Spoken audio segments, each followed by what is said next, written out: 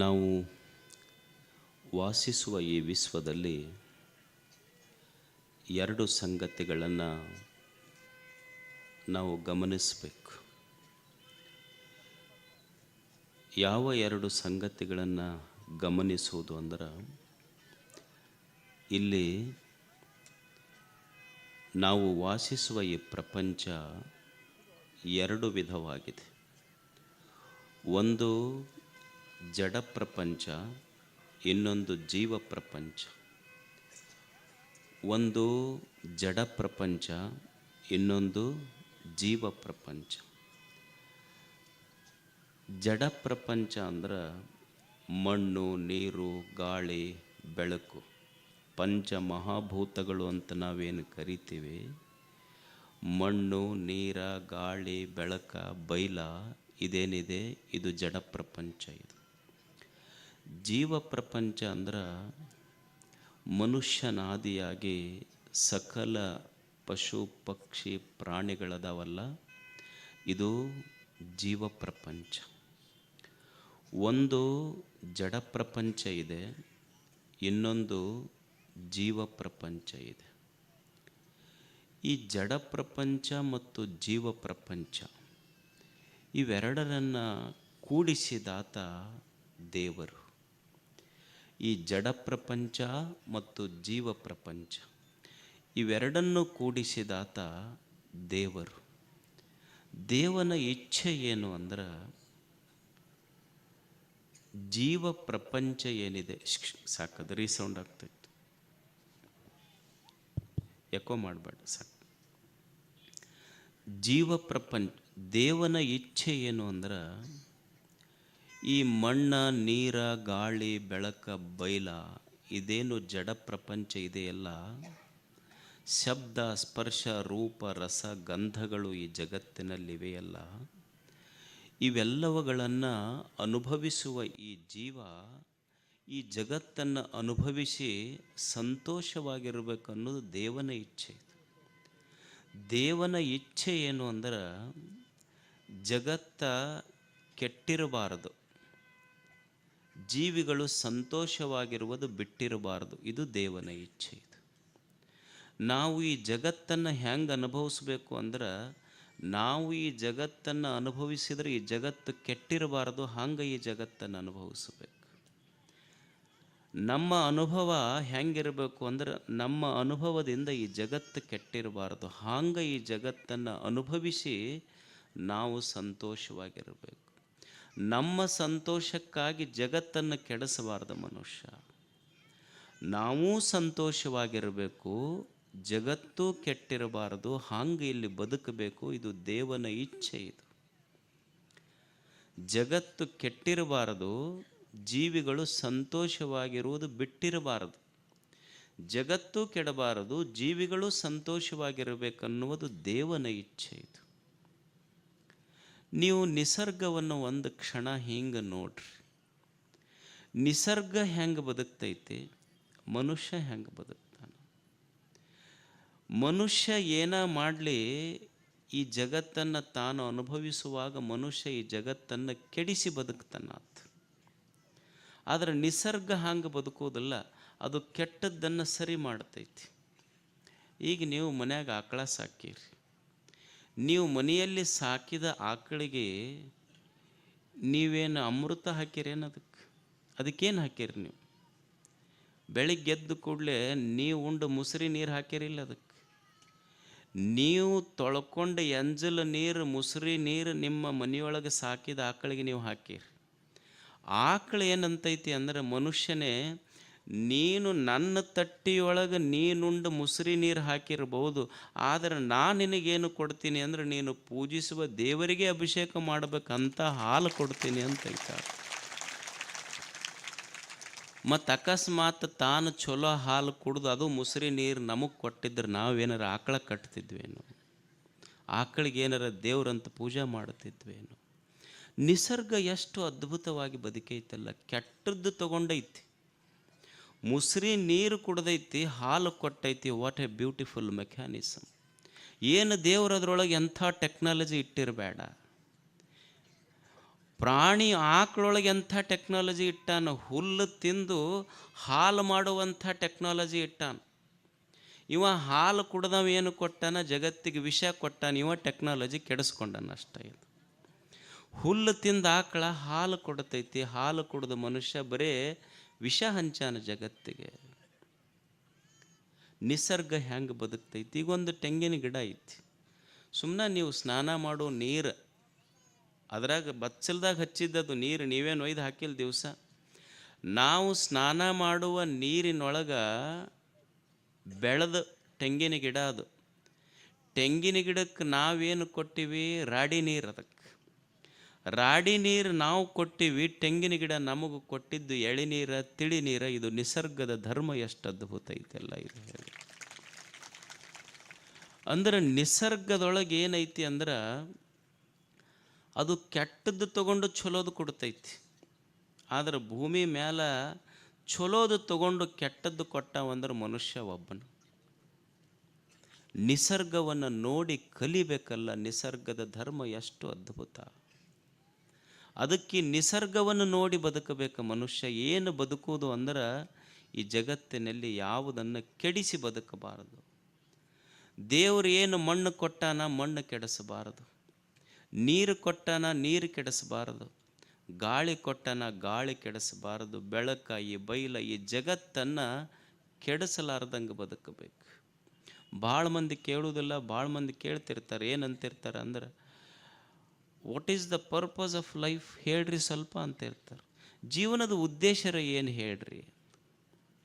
ಜೀವನದ ಉದ್ದೇಶ ಏನು? ಬಹಳ ಶಾಸ್ತ್ರ, ಪುರಾಣ, ವೇದ, ಆಗಮ, ವಚನ ನೀವೇನ ಓದ್ರಿ, ಭಾಳ ಸರಳವಾಗಿ ಇಡೀ ಮನುಷ್ಯನ ಜೀವನದ ಉದ್ದೇಶ ಒಂದೇ ಒಂದು ಲೈನ್ನೊಳಗೆ ನೀವು ಅದನ್ನು ಸಮರೈಸ್ ಮಾಡಬೇಕಂದ್ರೆ ಅದನ್ನು ಒಂದೇ ಸಾಲಿನಲ್ಲಿ ಹೇಳ್ರಿ. ಜೀವನದ ಉದ್ದೇಶ ಏನು ಅಂದ್ರೆ, ಜೀವನದ ಉದ್ದೇಶ ಏನೂ ಅಲ್ಲ. ದೇವ್ರು ಏನು ಈ ಜಗತ್ತು ಕೊಟ್ಟಾನಲ್ಲ, ಅವ ಎಲ್ಲ ಚಲೋದ ಇಟ್ಟಾನಿಲ್ಲಿ. ನೀರು ಚಲೋ ಐತಿ, ಗಾಳಿ ಕೆಟ್ಟಿಲ್ಲ, ನೀರು ಕೆಟ್ಟಿಲ್ಲ, ಬೆಳಕು ಕೆಟ್ಟಿಲ್ಲ, ಬಯಲು ಕೆಟ್ಟಿಲ್ಲ, ಭೂಮಿ ಕೆಟ್ಟಿಲ್ಲ, ಏನೂ ಕೆಟ್ಟಿಲ್ಲ ಈ ಜಗತ್ತಿನೊಳಗೆ. ಜೀವನದ ನಿಜವಾದ ಉದ್ದೇಶ ಏನು ಅಂದ್ರೆ, ದೇವ್ರೇನು ಈ ಸುಂದರವಾದ ಜಗತ್ತನ್ನು ಕೊಟ್ಟಾನಲ್ಲ, ಇದನ್ನು ಕೆಡಿಸಲಾರ್ದಂಗೆ ನೀವು ಬದುಕಿದೆ ಅಂದ್ರೆ ಅದೇ ನಿಜವಾದ ಜೀವನದ ಉದ್ದೇಶ. ಇದಕ್ಕಿಂತ ದೊಡ್ಡ ಉದ್ದೇಶ ಏನೂ ಇಲ್ಲ ಜಗತ್ತಿನ. ದೇವ್ರು ಏನು ಈ ಜಗತ್ತು ಕೊಟ್ಟಾನ, ಇದನ್ನು ಕೆಡಿಸದಂಗೆ ಮನುಷ್ಯ ಬದುಕಬೇಕಷ್ಟೆ. ಸುಂದರವಾದ ಈ ಜಗತ್ತು ಕೊಟ್ಟಾನ, ಇದನ್ನು ಕೆಡಿಸಬೇಡ ಮನುಷ್ಯನೇ. ಎಷ್ಟು ಅದ್ಭುತ ಜಗತ್ತಿದೆಯಲ್ಲ, ಇದನ್ನು ಕೆಡಿಸಲಾರ್ದಂಗೆ ಬದುಕು. ಸುಂದರವಾದ ಜೀವನವನ್ನು ಕೊಟ್ಟಾನಲ್ಲ, ಇದನ್ನು ಕೆಡಿಸಲಾರ್ದಂಗೆ ಬದುಕು. ಸುಂದರವಾದ ದೇಹ ಕೊಟ್ಟಾನಲ್ಲ, ಇದನ್ನು ಕೆಡಿಸಲಾರ್ದಂಗೆ ಬದುಕು. ಒಳ್ಳೆಯ ಮನಸ್ಸು ಕೊಟ್ಟಾನ, ಒಳ್ಳೆಯ ಬುದ್ಧಿ ಕೊಟ್ಟಾನ, ಇದನ್ನು ಕೆಡಿಸಲಾರ್ದಂಗೆ ಬದುಕಷ್ಟೆ. ಏನು ಚಲೋ ಕೈ ಅದಾವಂತ ತಿಳ್ಕೊಂಡು ಊರಾಗ ಮಂದಿಗೆ ಹೊಡ್ಕೊಂತ ಅಡ್ಡಾಡಬೇಡ. ನಾ ಭಾಳ ಶಕ್ತಿವಂತದೀನಿ, ಪೈಲ್ವಾನ್ ಅದೀನಿ, ನಾವು 8 ಮಂದಿ ಅಣ್ಣತಮ್ಮಗಳು ಕೂಡಿದ ಮನೆ, ನಮಗ್ಯಾರು ಈ ಊರಾಗ ಸಮ ಅಂತ ಊರನ್ನ ಮಂದಿಗೆ ಹೊಡ್ಕೊಂತ ಅಡ್ಡಾಡಬೇಡ ಅಂತ. ದೇವ್ರೇನು 2 ಕೈ ಕೊಟ್ಟಾನಲ್ಲ, ನೀವು ನೋಡಿ ಭಾಳ ಶಕ್ತಿವಂತದಾನಂದ್ರೆ 8 ಮಂದಿಗೆ ಹೊಡಿಬೋದು ನೀನಷ್ಟು. ಭಾಳ ದೇವ್ರು ನಿನ್ನ ರಟ್ಟಿಯೊಳಗೆ ಶಕ್ತಿ ಕೊಟ್ಟಾನ ಅಂದ್ರೆ 8 ಮಂದಿಗೆ ಹೊಡೆದು ಮುಟ್ಟಬಹುದು. ಆದರೆ ಈ ತೋಳುಗಳ ಸಾಮರ್ಥ್ಯ ಇಷ್ಟೇ ಅಲ್ಲ. ನೀನು ಭಾಳ ಶಕ್ತಿವಂತದಿ ಅಂತ ತಿಳ್ಕೊಂಡು ಹೊಡೆದ್ರೆ 8 ಮಂದಿಗೆ ಮುಟ್ಕೊಂತಿ, ವೇದಿಕೆ ಮೇಲೆ ಬಂದು ಸುಮ್ಮನೆ ಕೈ ಮುಗಿದ್ರೆ 8,000 ಮಂದಿಗೆ ಮುಟ್ತೀಯಲ್ಲ. ಸಾಮರ್ಥ್ಯ ಎಷ್ಟು ದೊಡ್ಡದಿದೆ. ದೇವರ ಕೈ ಕೊಟ್ಟಾನಲ್ಲ, ಇದನ್ನು ಬಳಸಬೇಕಲ್ಲ ಮನುಷ್ಯ. ಏನು ಬುದ್ಧಿ ಕೊಟ್ಟಾನ, ಇದನ್ನು ಕೆಟ್ಟದಕ್ಕೆ ಬಳಸಬಾರದು. ಸುಮ್ಮನೆ ಇದ ಕೈಗಳನ್ನು ಬಳಸಿ ಬೇಲೂರು ಹಳೆಬೀಡುಗಳನ್ನು ನಿರ್ಮಾಣ ಮಾಡಲಿಲ್ಲೇನು? ಒಬ್ಬ ಕಲ್ಲು ಕೆತ್ತವ ಹಂಪಿ ನಿರ್ಮಾಣ ಮಾಡಿದ. ಏನು ಅವನಿಗೇನು ಬೇರೆ ಕೈ ಕೊಟ್ಟಿದ್ದು ನನ್ನ ದೇವರು? ಇದ ಕೈ ಕೊಟ್ಟಾನಷ್ಟೆ. ಒಬ್ಬ ರೈತ ಸುಮ್ಮನೆ ಇದ ಕೈ, ಒಬ್ಬ ಅನ್ನ ಕಸ್ಕೊಂಡಾನ, ಇನ್ನೊಬ್ಬರ ತಾಟಿನೊಳಗೆ ಹಾಕಿದ ಅನ್ನ ಕಸ್ಕೊಳ್ಳೋಕ್ಕೂ ಇದ ಕೈ ಬಳಸ್ಯಾನ. ಒಬ್ಬ ರೈತ ಅನ್ನ ಇಲ್ಲದ ತಟ್ಟೆಗಳಲ್ಲಿ ತಾನು ಬಿಸಿಲೊಳಗೆ ನಿಂತು ಅನ್ನವಿಲ್ಲದ ತಟ್ಟೆಗಳನ್ನು ತುಂಬ್ಯಾನ. ಅವನು ಧರ್ಮ ಅಲ್ಲೇನದು? ಬಳಸುವ ರೀತಿ ಅಷ್ಟೇ ಇದು. ಇದೇ ಬುದ್ಧಿಯನ್ನು ಬಳಸಿ ಒಬ್ಬ ಕಾಳಿದಾಸ ನಿರ್ಮಾಣ ಆದ, ಒಬ್ಬ ಐನ್ಸ್ಟೀನ್ ನಿರ್ಮಾಣ ಆದ, ಒಬ್ಬ ವಿಶ್ವೇಶ್ವರಯ್ಯ ನಿರ್ಮಾಣ ಆದ. ಇದೇ ಬುದ್ಧಿ ಬಳಸಲಿಲ್ಲೇನವರು?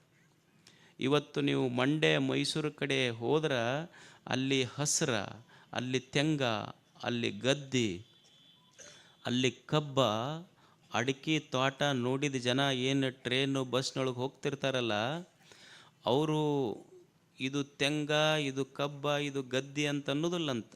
ಆ ಹಸಿರು ನೋಡಿ ಕಾಣುವ ಹಸಿರೆಲ್ಲ ತೋರಿಸಿ ಜನರಿಗೆ ಹೇಳ್ತಿರ್ತಾರಂತ, ಇದೆಲ್ಲ ವಿಶ್ವೇಶ್ವರಯ್ಯ, ಇದೆಲ್ಲ ವಿಶ್ವೇಶ್ವರಯ್ಯ. ಅಂದ್ರೆ ಹಸಿರು ಕನ್ನಂಬಾಡಿ KRS ಅಕಸ್ಮಾತ್ ವಿಶ್ವೇಶ್ವರಯ್ಯ ಕಟ್ಟದಿದ್ರೆ ಅದ್ರ ಹಸಿರಾಗ್ತಿತ್ತೇನು? ಹಸಿರ ಒಣಗುತ್ತಿತ್ತು, ಹಸಿರಿಗೆ ಉಸಿರಾಗಿ ನಿಂತಿದ್ದ ವಿಶ್ವೇಶ್ವರಯ್ಯ. ಏನು ಬುದ್ಧಿ ಬಳಸಿದ್ರೆ ಅವರೆಲ್ಲ. ನಮ್ಮ ಬುದ್ಧಿ ಚಲೋದಕ್ಕೆ ಬೆಳೆಸಿಲ್ಲ. ಯಾರ ಮನೆಗೆ ಹೋಗಿ ಬೆಂಕಿ ಹಚ್ಚಬೇಕು, ಯಾವ ಊರಾಗ ಹೆಂಗೆ ಜಗಳ ಹಚ್ಚಬೇಕು, ಏನು ಬುದ್ಧಿ ಬಳಸಿವಿ ನಾವು? ಮನುಷ್ಯನ ಬುದ್ಧಿ ಕೆಟ್ಟೈತಷ್ಟೆ. ದೇವರು ಕೊಟ್ಟ ಬುದ್ಧಿ ನಾವು ಕೆಡಿಸ್ಕೊಂಡಿವಿ. ಈಗ ನೋಡಿ, ಅಷ್ಟು ಚಲೋ ಮಾತು ಕೇಳಕ್ಕೆ ಇಷ್ಟು 4 ಮಂದಿ ಕುಂತೀರಿ, ಏನು ಒಳ್ಳೆಯ ಮನಸ್ಸುಗಳು. ಏನು ನಾಟಕ ನೋಡಕ್ಕೆ ಹೋಗ್ಯಾನ, ನಾಟಕ ನೋಡಕ್ಕೆ ಇಷ್ಟು ಮೈ ಮರ್ತಾನಲ್ಲ, ಬುದ್ಧಿ ಭ್ರಮಣೆ ಆಗೈತವ.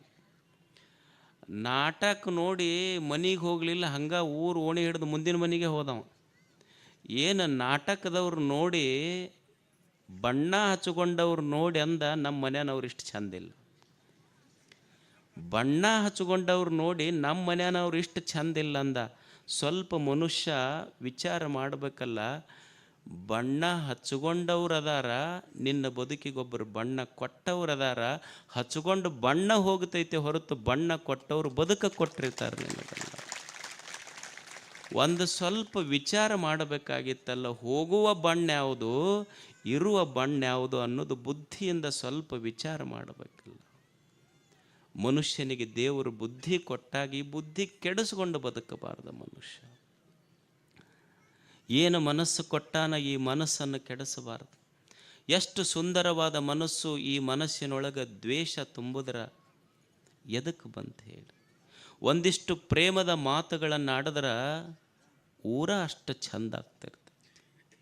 ಮನಸ್ಸು ಕೆಡಿಸಬೇಡ ಮನುಷ್ಯನೇ, ಬುದ್ಧಿ ಕೆಡಿಸಬೇಡ, ಇಂದ್ರಿಯಗಳನ್ನು ಕೆಡಿಸಬೇಡ, ಮನಸ್ಸು ಕೆಡಿಸಬೇಡ, ದೇವರು ಕೊಟ್ಟ ಈ ದೇಹವನ್ನು ಕೆಡಿಸಬೇಡ.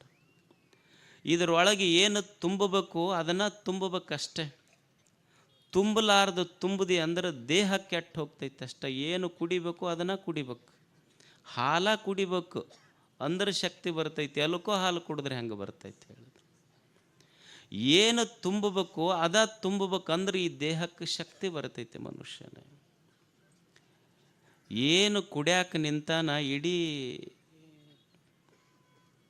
ತುಂಬುದು ಗೊತ್ತಿಲ್ಲ ಅಷ್ಟ, ಏನು ಕುಡಿಬೇಕಂತ ಗೊತ್ತಿಲ್ಲ ಅತ್ತಗಷ್ಟು. ಹಾಲು ಕುಡಿದ್ರೆ ಏನಾಗ್ತೈತಿ, ಅಲ್ಕೋ ಹಾಲು ಕುಡಿದ್ರೆ ಏನಾಗ್ತೈತಿ ಅಂತ ಗೊತ್ತಿಲ್ಲ. ಸಣ್ಣ ಮಕ್ಕಳಿಗೆ ಗೊತ್ತಾಗ್ತೈತಿ, ದೊಡ್ಡವ್ರಿಗೆ ಗೊತ್ತಾಗೋದು. ಈಗ ನೀವು ಒಂದು ಟೇಬಲ್ ಇಡ್ರಿ, ಟೇಬಲ್ ಇಟ್ಟು ಟೇಬಲ್ ಮೇಲೆ ಒಂದು ಲೋಟದಾಗ ಹಾಲು ಇಡ್ರಿ, ಒಂದು ಲೋಟದಾಗ ಅಲ್ಕೋ ಹಾಲು ಇಡ್ರಿ. ಅಲ್ಕೋ ಹಾಲು ಅಂದ್ರೆ ಗೊತ್ತಾಕೈತಿಲ್ಲ? ಭಾಳ ಸಂಭಾವಿತೀರಿ ನೀವು, ಅಷ್ಟು ಗೊತ್ತಾಗೋದಿಲ್ಲ ಪಾಪ.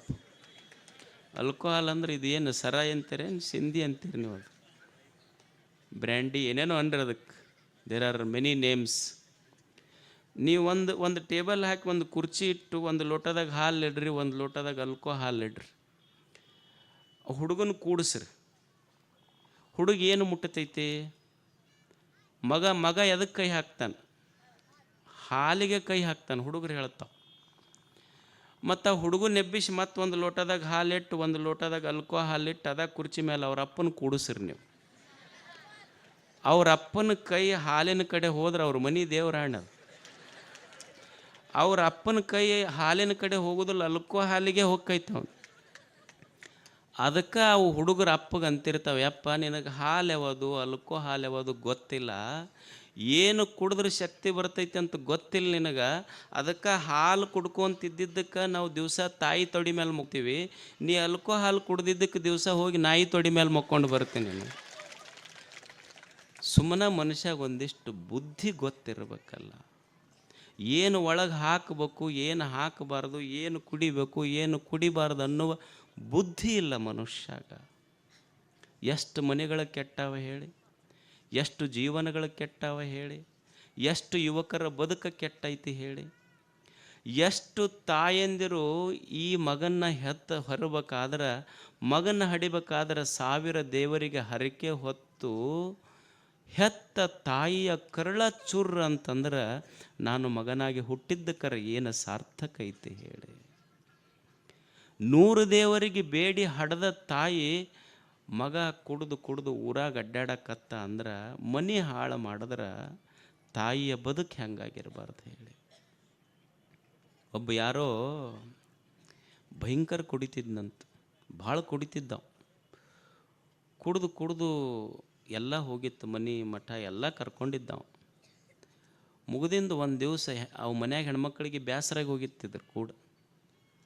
ಒಂದು ದಿವಸ ಬಡ ಬಂದವನ ರಬ್ಬಗೆ ಭಸ್ಮ ಹಚ್ಕೊಂಡು ಮನ್ಯಾಗ ಬಂದು ಹೆಣ್ಮಕ್ಳಿಗೆ ಗಪ್ಪನ ಕಾಲು ಹಿಡ್ದು, ಇವತ್ತಿನಿಂದ ನಾನು ಕುಡಿಯೋದು ಬಿಡುತ್ತೆ. ಆಕಿ ಹೆಣ್ಮಗಳಿಗೆ ಖುಷಿ ಆಯ್ತು. ಹೋಗಿ ಒಂದು ಅರ್ಧ ತಾಸು ಆಯ್ತು. ಅರ್ಧ ತಾಸು ಆದಮೇಲೆ ಆ ಹೆಣ್ಮಗಳು ಹಾಡಾಡ್ಕೊಂಡು ಅಳಕತ್ಲಕ್ಕಿ, ಜೋರು ಅಳಕತ್ಲು. ಅದು ಮಗ್ಗಲ ಮನೆ ಮುದುಕಿ ಬಂತು, ಯಾಕೆ ಅಳಕತ್ತಿ? ಇಲ್ಲ, ನಮ್ಮ ಯಜಮಾನ್ ಕುಡಿಯೋದು ಬಿಡ್ತೀನಿ ಅಂದ. ಅಳದು ಅಲ್ಲ, ಕುಡಿಯೋದು ಬಿಡ್ತೀನಿ ಅಂದ್ರೆ ಚಲೋ ಆತಲ್ಲಿ, ಏನು ತಪ್ಪಾಗೈತಿ? ಅಲ್ಲ, ಕುಡಿಯೋದು ಬಿಡ್ತೀನಿ ಅಂದ ನನ್ನ ಗಂಡ. ಅಲ್ಲ, ಕುಡಿಯೋದು ಬಿಡ್ತೀನಿ ಅಂದ್ರೆ ಚಲೋ ಆತಲ್ಲ, ಅಳತೆ ಯಾಕೆ? ಇಲ್ಲ, ಕುಡಿಯೋದು ಬಿಡ್ತೀನಿ ಅಂತ ನಂದು ಗಪ್ಪನೆ ಕಾಲು ಹಿಡ್ಕೊಂಡು 10 ನಿಮಿಷ ಹಿಡ್ಕೊಂಡ. ಅಲ್ಲ, ಅಕ್ಕಿ ಅಂದ್ಲು, ಮತ್ತು ಕುಡಿಯೋದು ಬಿಡ್ತೀನಂತ 10 ನಿಮಿಷ ಕಾಲು ಹಿಡ್ಕೊಂಡ್ರೆ ಚಲೋ ಆತಲ್ಲ, ಅಳತೆ ಯಾಕೆ ನೀನು? ಅವಾಗ ಅಕ್ಕಿ ಹೇಳಿದ್ಲಂತ, ಇವಾಗ ಕುಡಿಯೋದು ಬಿಡ್ತೀನಂತ ಕಾಲು ಹಿಡ್ಕೊಂಡು ಕಾಲಾಗಿನ ಬೆಳ್ಳಿ ಚೈನ ತೊಗೊಂಡು ಹೋಗೈತದು. ಬೆಳ್ಳಿ ಚೈನನ ತೊಗೊಂಡು ಹೋಗೈತದು. ಮತ್ತು ಹಿಂಗಾದ್ರೆ ಬದುಕು ಕಟ್ಟಾವ ಯಾವಾಗ? ನೀನು ಹೇಳಿ. ದೇವರು ಏನು ದೇಹ ಕೊಟ್ಟಾನಲ್ಲ, ಇದು ಕೆಡಿಸಬಾರ್ದಷ್ಟೆ. ಏನು ಇದರಾಗ ಹಾಕ್ತೀವಿ ಅನ್ನೋದು ಬಹಳ ಮುಖ್ಯ. ಮಗ ಎಷ್ಟು ಸುಂದರವಾದ ಕಥೆ ನೋಡಿ, ಸುಮ್ಮನೆ ಕೇಳಿ.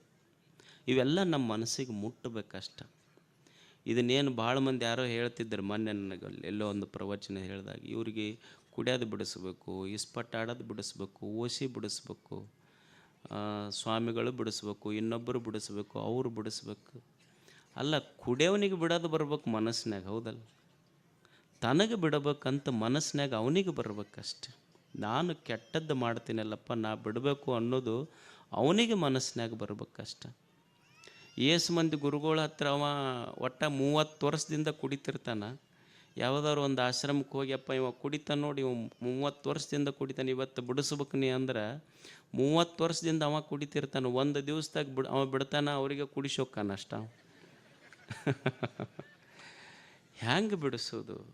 ನನ್ನ ಆತ್ಮಕ್ಕೆ ತಿಳಿಬೇಕಲ್ಲ, ನಾ ಕೆಟ್ಟದ್ದು ಮಾಡಾಕತ್ತೇನೆ. ಎಷ್ಟು ಸುಂದರವಾದ ಕಥೆ ಕೇಳಿ. ಯುವಕರು ಕೇಳಬೇಕು, ಹಿರಿಯರು ಕೇಳಬೇಕು. ಇದು ಪರಿವರ್ತನೆಯ ಕ್ಷಣ, ಇದು ಅಷ್ಟೆ. ಏನು ಪರಿವರ್ತನೆ ಅಂದ್ರೆ ಎಲ್ಲೋ ಹೋಗಿ ಹಿಮಾಲಯದೊಳಗೆ ಸಾಕ್ಷಾತ್ಕಾರ ಆಗೋದಲ್ಲ. ಈ ಕ್ಷಣ ನನ್ನ ಮನಸ್ಸಿನೊಳಗೆ, ಮನುಷ್ಯ ಕೆಟ್ಟವಾಗ್ಲಿಕ್ಕೆ ನಿನಗೆ 30 ವರ್ಷ ಹಿಡಿಬೋದು. ಒಳ್ಳೆಯವನಾಗಲಿಕ್ಕೆ ನಾನು ಈ ಕ್ಷಣ ನನ್ನ ದುಶ್ಚಟಗಳನ್ನು ಬಿಡ್ತೀನಪ್ಪ, ನಾ ಒಳ್ಳೆಯವನಾಗ್ತೀನಿ ಅನ್ನುವ ಸಂಕಲ್ಪ ಈ ಕ್ಷಣ ಬಂದರೆ, ಈ ಕ್ಷಣಕ್ಕೆ ನೀನು ಸಂತ ಅಷ್ಟೆ, ಒಳ್ಳೆಯ ವ್ಯಕ್ತಿ ಅಷ್ಟೆ. ಕೆಟ್ಟವಾಗಲಿಕ್ಕೆ 30 ವರ್ಷ ಹಿಡಿಬೋದು, ಒಳ್ಳೆಯವನಾಗಲಿಕ್ಕೆ 3 ನಿಮಿಷ ಸಾಕಷ್ಟೇ. ಭಾವ ಶುದ್ಧ ಆದ್ರೆ ಮನುಷ್ಯ ಒಳ್ಳೆಯವನಾಗ್ತಾನೆ ಅಷ್ಟೆ. ಏನು ಒಂದು ಹುಡುಗ ಸಣ್ಣ ಹುಡುಗ, ಒಂದು 5-6ನೇ ಕ್ಲಾಸ್ ಓದ್ತಿತ್ತಂತ. 5-6ನೇ ಕ್ಲಾಸ್ ಓದುವ ಹುಡುಗ ತಂದೆ ತೀರ್ಕೊಂಡಿದ್ದಂತ. ಅದು ಒಂದು ಈ ಬಾರ್ ಆ್ಯಂಡ್ ರೆಸ್ಟೋರೆಂಟ್ ಅಂತ ಇರ್ತಾವಲ್ಲ, ಅಲ್ಲಿ ಕೆಲಸ ಮಾಡ್ತಿತ್ತಂತ. ಸಣ್ಣ ಮಗ 5ನೇ ಕ್ಲಾಸ್, ಅಪ್ಪ ತೀರ್ಕೊಂಡಾನ. ಸಣ್ಣ ಮಗು ಬಾರಿನೊಳಗೆ ಅದೇನು ಸಪ್ಲೈ ಮಾಡೋದಂತಾರಲ್ಲ, ಅಲ್ಲಿ ಕೆಲಸ ಮಾಡ್ತಿತ್ತು. ಅವ್ವ ಜಡ್ಡಿಗೆ ಬಿದ್ದು ಹಾಸಿಗೆ ಹಿಡ್ದಾಳು. ಇದು ಸಾಯಂಕಾಲ ಕೆಲಸ ಮಾಡ್ತಿತ್ತಂತ. ಒಬ್ಬ ವ್ಯಕ್ತಿ ಆ ಬಾರಿಗೆ ಹೋಗಿ ಆ ಮಗುವಿಗೆ ಹೇಳಿದ್ನಂತ, ನಿಮ್ಮಂಥ ಸಣ್ಣ ಹುಡುಗರು ಇಲ್ಲಿ ಬರಬಾರ್ದಪ್ಪ ನೀವು. ಅಲ್ಲೇನು ರೆಸ್ಟೋರೆಂಟಿಗೆ ಹೋದೊಬ್ಬ ಯಜಮಾನ ಹೇಳಿದ್ನಂತ, ನಿಮ್ಮಂಥ ಸಣ್ಣ ಮಕ್ಕಳು ಈ ಬಾರ್ ಆ್ಯಂಡ್ ರೆಸ್ಟೋರೆಂಟ್ಗಳ ಕೆಲಸಕ್ಕೆ ಬರಬಾರ್ದಪ್ಪ ನೀವು. ಆವಾಗ ಸಣ್ಣ ಮಗು ಹೇಳಿದ್ನಂತ, ನಿಮ್ಮಂಥ ತಂದೆ ಈ ಬಾರಿಗೆ ಬರದ ಇದ್ದಿದ್ರೆ ನಮ್ಮಂಥ ಮಕ್ಕಳು ಬರುವ ಅವಶ್ಯಕತೆನೇ ಬರ್ತಿರಲಿಲ್ಲ ಇಲ್ಲಿ. ನಿಮ್ಮಂಥ ತಂದೆ ಇಲ್ಲಿಗೆ ಬರೋದು ಬಿಟ್ಟಿದ್ರೆ ನಮ್ಮಂಥ ಮಕ್ಕಳು ಯಾಕೆ ಇಲ್ಲಿ ಬರ್ತಿದ್ರು ಹೇಳಿ. ಅದಕ್ಕೆ ಮನುಷ್ಯನಿಗೆ ಗೊತ್ತಿರಬೇಕು, ದೇವರು ಕೊಟ್ಟ ಈ ದೇಹದೊಳಗೆ ಏನು ತುಂಬಬೇಕು ಏನು ತುಂಬಬಾರದು ಅನ್ನೋದು ಗೊತ್ತಿರಬೇಕಷ್ಟೆ. ಏನು ತುಂಬಿದ್ರೆ ಈ ದೇಹ ಕೆಡ್ತೈತಿ, ಏನು ತುಂಬಿದ್ರೆ ಈ ಮನಸ್ಸು ಕೆಡ್ತೈತಿ, ಏನು ತುಂಬಿದ್ರೆ ನಮ್ಮ ಬುದ್ಧಿ ಭಾವಗಳು ಕೆಡ್ತಾವ ಅನ್ನೋದು ನಮಗೆ ಗೊತ್ತಿರಬೇಕಷ್ಟೆ. ಅದಕ್ಕೆ ದೇವರು ಕೊಟ್ಟ ಈ ದೇಹ ಕೆಡಿಸಬಾರ್ದು, ಮನಸ್ಸು ಕೆಡಿಸಬಾರ್ದು, ಬುದ್ಧಿ ಕೆಡಿಸಬಾರ್ದು, ಭಾವನೆಗಳು ಕೆಡಿಸಬಾರ್ದು, ಇಂದ್ರಿಯಗಳು ಕೆಡಿಸಲಾರ್ದಂಗೆ ಬದುಕುವುದೇ ನಿಜವಾದ ಧರ್ಮ ಅಷ್ಟೇ. ಅದೇ ಶ್ರೇಷ್ಠ ಧರ್ಮ. ಯಾಕಂದ್ರೆ ಈ ಮನುಷ್ಯನ ಬದುಕಿಗೆ ಬೆಲೆ ಯಾವುದರಿಂದ ಬರ್ತೈತಿ ಅಂದ್ರೆ, ನೀವು ಈ ಮನಸ್ಸು, ಈ ಬುದ್ಧಿ ಭಾವನೆಗಳೇನು ಕೊಟ್ಟಾನಲ್ಲ ಒಳಗೆ, ಇದರೊಳಗೆ ಏನು ತುಂಬುತ್ತೀರಿ ಅಂದರೂ ಅದರ ಮೇಲೆ ಈ ಜೀವನಕ್ಕೆ ಬೆಲೆ ಬರ್ತೈತಿ, ಈ ದೇಹಕ್ಕೆ ಬೆಲೆ ಬರ್ತೈತಿ. ದೇಹ, body in it self, it doesn't have any value. ದೇಹ ತನ್ನಷ್ಟಕ್ಕೆ ತಾನ ಅದಕ್ಕೇನು ಬೆಲೆ ಇಲ್ಲ. ಈ ದೇಹದೊಳಗೆ ಮನಸ್ಸಿನೊಳಗೆ ನೀವು ಏನು ತುಂಬುತ್ತೀರಿ ಅನ್ನೋದ್ರ ಮೇಲೆ ಈ ಜೀವನಕ್ಕೆ ಬೆಲೆ ಬರ್ತೈತಿ. ಈಗ ನೀವು ನೋಡ್ರಿ, ಒಂದು ಬಾಟ್ಲಿ ಐತಿ, ಪ್ಲಾಸ್ಟಿಕ್ ಬಾಟ್ಲಿ ಇರ್ತೈತಿ. ಈ ಪ್ಲಾಸ್ಟಿಕ್ ಬಾಟ್ಲಿ ನೀವು ಎಲ್ಲರ ನೋಡ್ರಿ, ನೀರು ಕುಡ್ದು ಒಗೆದಿರ್ತಾರಲ್ಲ, ಅದನ್ನು ಈ ಸಣ್ಣ ಸಣ್ಣ ಮಕ್ಕಳು ಮೋಡ್ಕಕ್ಕೆ ಹಾಕೋರೆಲ್ಲ ಬಾಟ್ಲಿ ತೊಗೊಂಡು ಹೋಗ್ತಿರ್ತಾರೆ. ಪ್ಲಾಸ್ಟಿಕ್ ಚೀಲದಾಗ ತುಂಬ್ಕೊಂಡು ಮೋಡ್ಕಕ್ಕೆ ಒಯ್ದೊಯ್ದು ಹಾಕ್ತಿರ್ತಾರೆ ಅವ್ರು. ನೀವು ಅವು ಬಾಟ್ಲಿ ತುಂಬೋರಿಗೆ ಕೇಳ್ರಿ, ಅದ್ರಾಗ ಏನೂ ಕಿಮ್ಮತ್ತಿಲ್ಲ, ಸುಮ್ಮನೆ ಚೀಲದಾಗ ತುಂಬ್ಕೊತಿರ್ತಾರೆ, ಒಯ್ದೊಯ್ದು ಒಗಿತಿರ್ತಾರೆ ಅವನ್ನಷ್ಟು.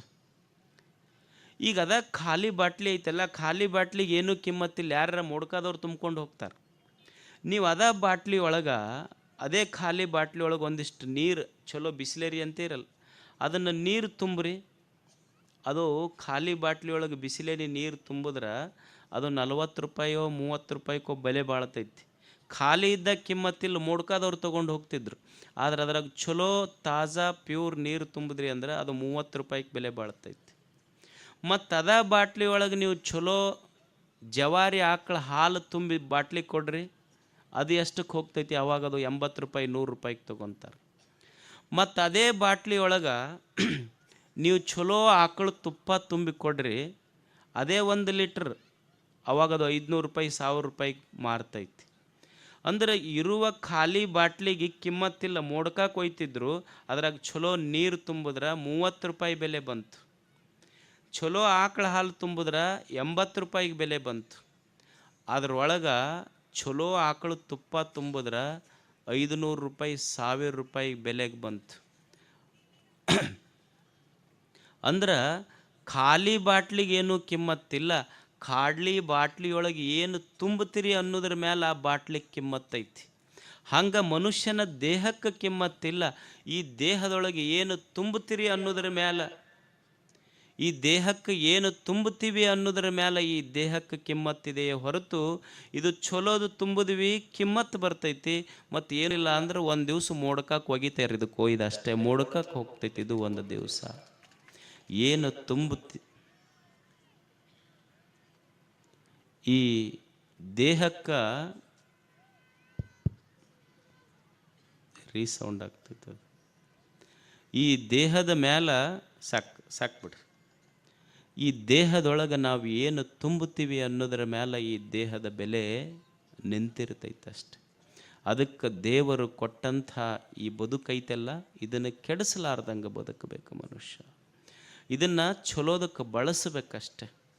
ಇದಕ್ಕೆ ಚಲೋದಕ್ಕೆ ಬಳಸಿದ್ರೆ ದೇವರು ಏನು ಕಣ್ಣು ಕೊಟ್ಟಾನ, ಕಿವಿ ಕೊಟ್ಟಾನ, ಕೈ ಕೊಟ್ಟಾನ, ಕಾಲು ಕೊಟ್ಟಾನ, ಮನಸ್ಸು ಕೊಟ್ಟಾನ, ಬುದ್ಧಿ ಭಾವನೆಗಳನ್ನು ಕೊಟ್ಟಾನಲ್ಲ, ಇದನ್ನು ಚಲೋದಕ್ಕೆ ಬಳಸಿದೀವಿ ಅಂದ್ರೆ, ಲೋಕ ಕಲ್ಯಾಣದ ಕೆಲಸಕ್ಕೆ ಬಳಸಿದ್ರೆ ಇದಕ್ಕೆ ಯಜ್ಞ ಅಂತ ಕರೆದ್ರು. ಭಾಳ ಸುಂದರ ಶಬ್ದ ಬಳಸಿದ್ರು, ಯಜ್ಞ ಅಂತ ಕರೆದ್ರು. ಇದಕ್ಕೆ ಯುಜ್ಜ ಧಾತು, ಯುಜ್ಜ ಅಂದರೆ ಸದ್ಬಳಕೆ ಮಾಡಿಕೊಳ್ಳೋದು, ಒಳ್ಳೆಯದರಲ್ಲಿ ನನ್ನನ್ನು ನಾನು ತೊಡಗಿಸಿಕೊಳ್ಳುವುದಕ್ಕೆ ಯಜ್ಞ ಅಂತ ಕರೀತಾರೆ. ಈಗ ನೀವು ಮನೆಯೊಳಗೆ ಭಾಳ ಕಾಡ್ತಿತ್ತು ಅಂದ್ರೆ ಹೋಮ ಮಾಡಿಸೋದಿಲ್ಲ, ಏನಂತೀರಿ ನೀವು ಅದಕ್ಕೆ? ಹೋಮ ಹವನ ಮಾಡ್ಬೇಕಂತೀರಲ್ಲ, ಯಜ್ಞ ಮಾಡಿಸೋದು ಅಂತೀರಿ ನೀವು ಅದಕ್ಕೆ.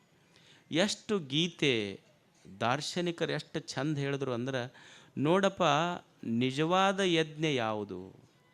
ಯಜ್ಞ ಅಂದ್ರೆ ಬರೇ ಬೆಂಕಿಯೊಳಗೆ ಬೆಂಕಿ ಒಂದು ಸಣ್ಣ ಕುಂಡ್ಲಿ ಏನು ಯಜ್ಞ ಕುಂಡ ಇರ್ತೈತಿ, ಅದರೊಳಗೆ ನೀ ತುಪ್ಪ ಶ್ರೀಗಂಧದ ಕಟ್ಟಿಗೆ ಹಾಕಿ ಮಾಡುವುದಷ್ಟೇ ನಿಜವಾದ ಯಜ್ಞ ಅಲ್ಲ.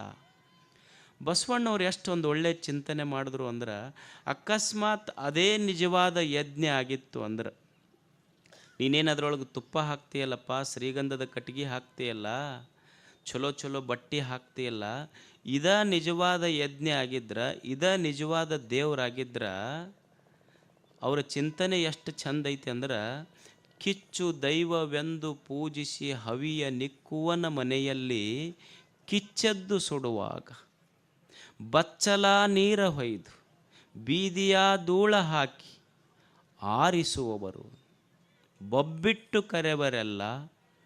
ಎಷ್ಟು ಚಂದ ಅಂತಾರಂದ್ರೆ, ನಿಜವಾದ ಯಜ್ಞ ಯಾವುದಪ್ಪ? ಎಷ್ಟು ಶರಣರ ಚಿಂತನೆ ಎಷ್ಟು ಚಂದ ಐತಿ. ನೀ ಏನು ಒಂದು ಸಣ್ಣ ಯಜ್ಞ ಕುಂಡ ಮಾಡಿ ಅದರೊಳಗೆ ತುಪ್ಪ ಹಾಕಕತ್ತಿ, ಅದರೊಳಗೆ ಶ್ರೀಗಂಧದ ಕಟ್ಟಿಗೆಯನ್ನು ಹಾಕಿ, ಅದರೊಳಗೆ ರೇಷ್ಮೆ ಬಟ್ಟೆಗಳನ್ನು ಹಾಕಿ ಯಜ್ಞ ಮಾಡಕತ್ತೀಯಲ್ಲ, ಇದು ದೇವರಂತ ನೀ ಪೂಜೆ ಮಾಡಕತ್ತೀಯಲ್ಲಪ್ಪ. ಅಕಸ್ಮಾತ್ ಇದರೊಳಗಿಂದ ಒಂದು ಕಿಡಿ ಹಾರಿ ಮನಿಗೆ ಹತ್ತಪ್ಪ ಬೆಂಕಿ, ಮತ್ತು ಮನಿಗೆ ಬೆಂಕಿ ಹತ್ತಂದ್ರೆ ಆರ್ಸಕ್ಕೆ ಹೋಗ್ತಿರಿಲ್ಲ, ಬಚ್ಚಲು ನೀರು ಒಯ್ದು ತುಪ್ಪ ಹಾಕೋರು ಬಡ ಬಡ ಬಚ್ಚಲು ನೀರು ಹಾಕ್ತೀರಿ, ಬೀದಿ ಧೂಳು ಹಾಕ್ತೀರಿ. ಅದಕ್ಕೆ ಯಾಕೆ ಒಯ್ದು ಆರ್ಸಕ್ಕೆ ಶುರು ಮಾಡಿದ್ರಪ್ಪ? ಕೈ ಮುಗಿಬೇಕಿದು ಸಣ್ಣ ದೇವರು, ಅದು ದೊಡ್ಡ ದೇವ್ರು ಅಂತ ಕೈ ಮುಗಿಬೇಕು, ಆರ್ಸಕ್ಕೆ ಯಾಕೆ ಹೋಗ್ತೀನಿ ನೀನು? ಅದಕ್ಕೆ ಬಸವಣ್ಣನ ಚಿಂತನೆ ಎಷ್ಟು ಸುಂದರ ಅಂದ್ರೆ, ನೋಡೋ ಮನುಷ್ಯನೇ, ಯಜ್ಞ ಅಂದ್ರೆ ಸುಮ್ಮನೆ ಹಿಂಗೊಂದಿಷ್ಟು ತುಪ್ಪ ಹಾಕಿ ಏನು ಪೂಜಾ ಮಾಡಕತ್ತೀಯಲ್ಲ, ಅದು ನಿಜವಾದ ಯಜ್ಞ ಅಲ್ಲ.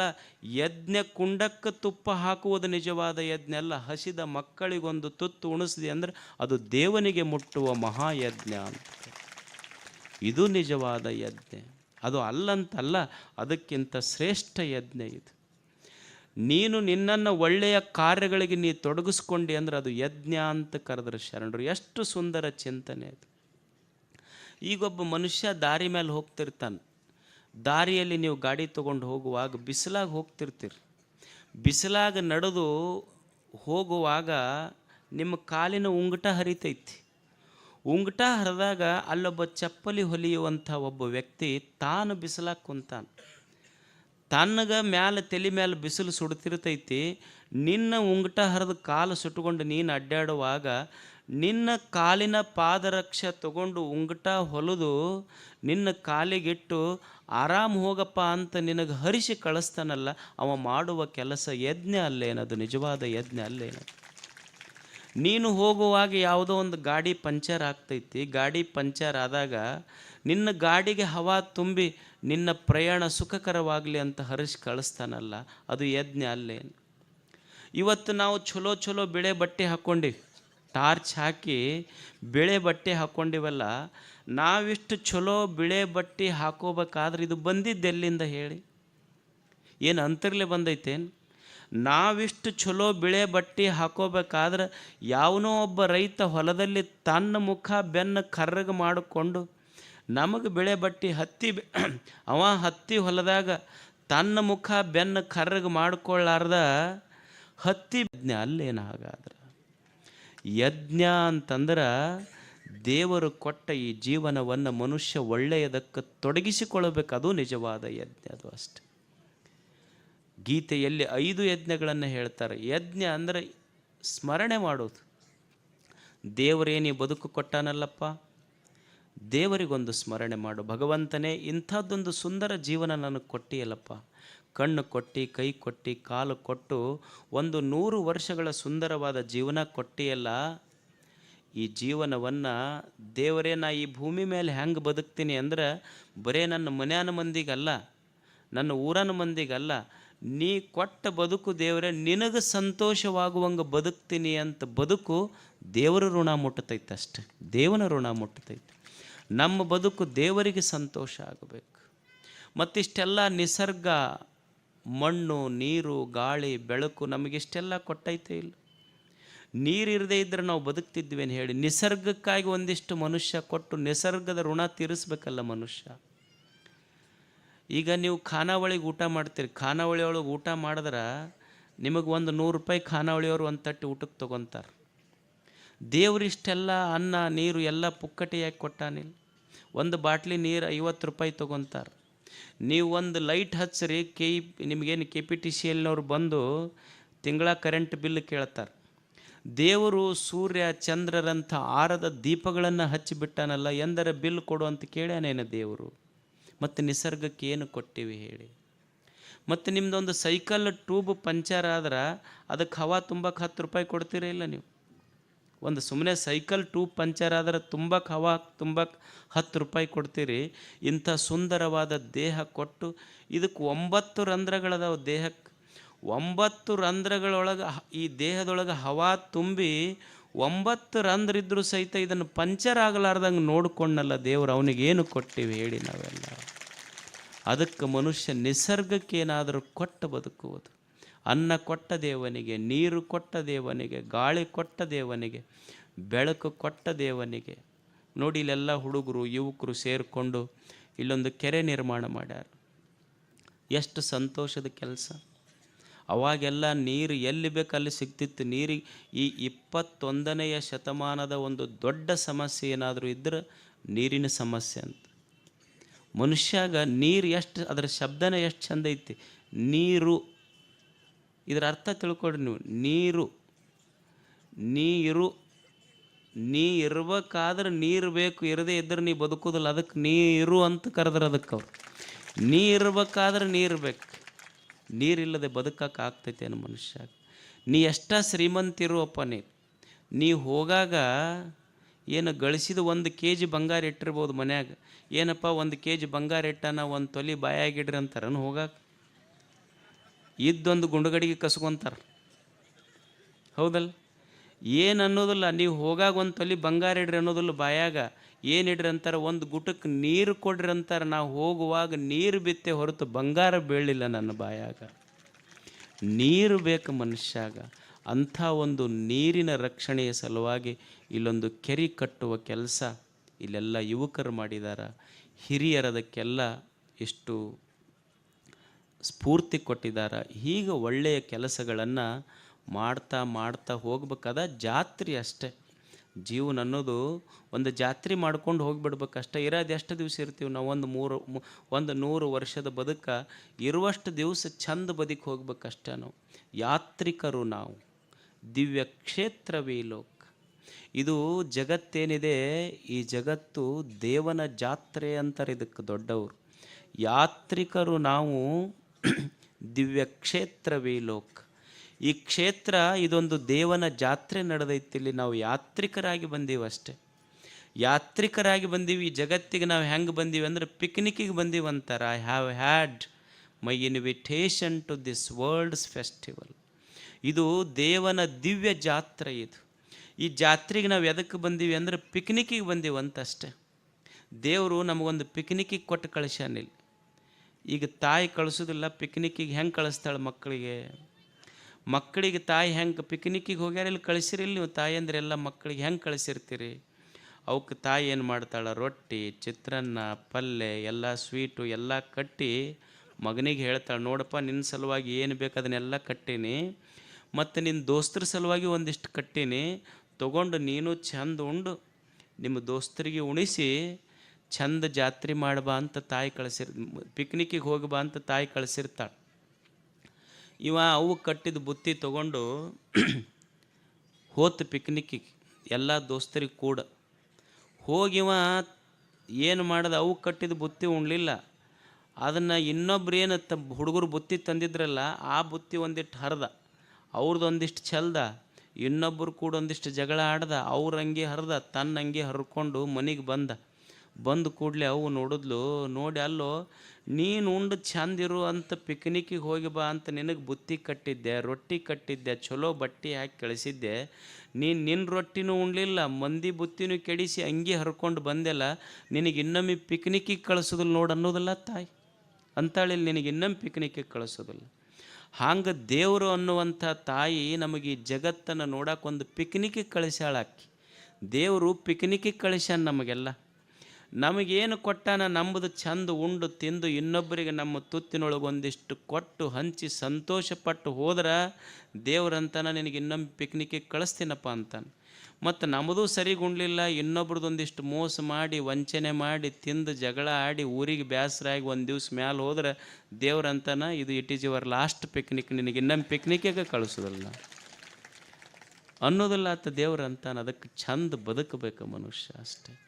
ದೇವರು ಕೊಟ್ಟ ಈ ಸುಂದರ ಜೀವನವನ್ನು ಚಂದ ಬದುಕುವುದೇ ನಿಜವಾದ ಜೀವನ. ಯಾತ್ರಿಕರಾಗಿ ಇಲ್ಲಿ ಬದುಕುವುದು ಅನ್ನುವಂಥ ಮಾತು ಹೇಳಿ ತಾವೆಲ್ಲ ಎಷ್ಟು ಜನ ಕೂಡಿರೋಡು ಇಷ್ಟು ಒಳ್ಳೆಯ ಮಾತುಗಳನ್ನು ಕೇಳಲಿಕ್ಕಾಗಿ ಅಷ್ಟು ಜಾತ್ರೆ ನಡೆದೈತೆ. ಆದರೂ ಅದನ್ನು ಬಿಟ್ಟು ನೀವೆಲ್ಲ ಕುಂತೀರಿ.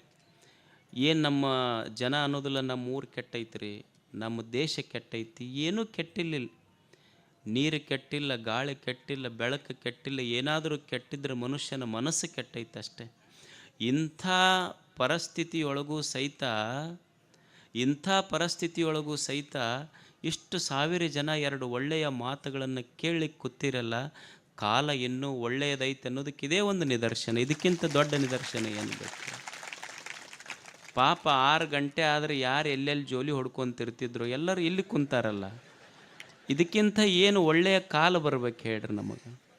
ಇದಕ್ಕಿಂತ ಚಲೋ ಕಾಲ ಏನು ಇನ್ನೇನು ಬರ್ತೈತಿ ಹೇಳಿ? ಅದಕ್ಕೆ ಇಷ್ಟು ಹೀಗೆ ಒಳ್ಳೆಯ ಕೆಲಸ, ಒಳ್ಳೆಯ ವಿಚಾರ, ಒಳ್ಳೆಯ ಮನಸ್ಸಿಟ್ಟುಕೊಂಡು ಬದುಕುವುದೇ ನಿಜವಾದ ಜೀವನ ಅಷ್ಟೆ. ಹೀಗೆ ಎಲ್ಲಿ ಒಳ್ಳೆಯ ವಿಚಾರಗಳನ್ನು ಕೇಳುವ ಅವಕಾಶ ಸಿಗ್ತದೆ ಅದನ್ನು ಕಳ್ಕೋಬಾರ್ದು ಮನುಷ್ಯ. ಸುಮ್ಮನೆ ಒಂದಿಷ್ಟು ಒಳ್ಳೆಯ ವಿಚಾರಗಳನ್ನು ಕೇಳ್ತಿರ್ಬೇಕು. ಯಾಕಂದ್ರೆ ಈ ಜೀವನ ನಾವು ಅಂದ್ಕೊಂಡಂಗೆ ಇರೋದಿಲ್ಲ. ಒಂದಿಷ್ಟು ಕಷ್ಟ, ಒಂದಿಷ್ಟು ಸುಖ, ಒಮ್ಮೆ ದುಃಖ, ಒಂದಿಷ್ಟು ನೋವು, ಒಂದಿಷ್ಟು ಅಪಮಾನ, ಒಮ್ಮೆ ಬಡತನ, ಇವೆಲ್ಲ ಇರ್ತಾವೆ.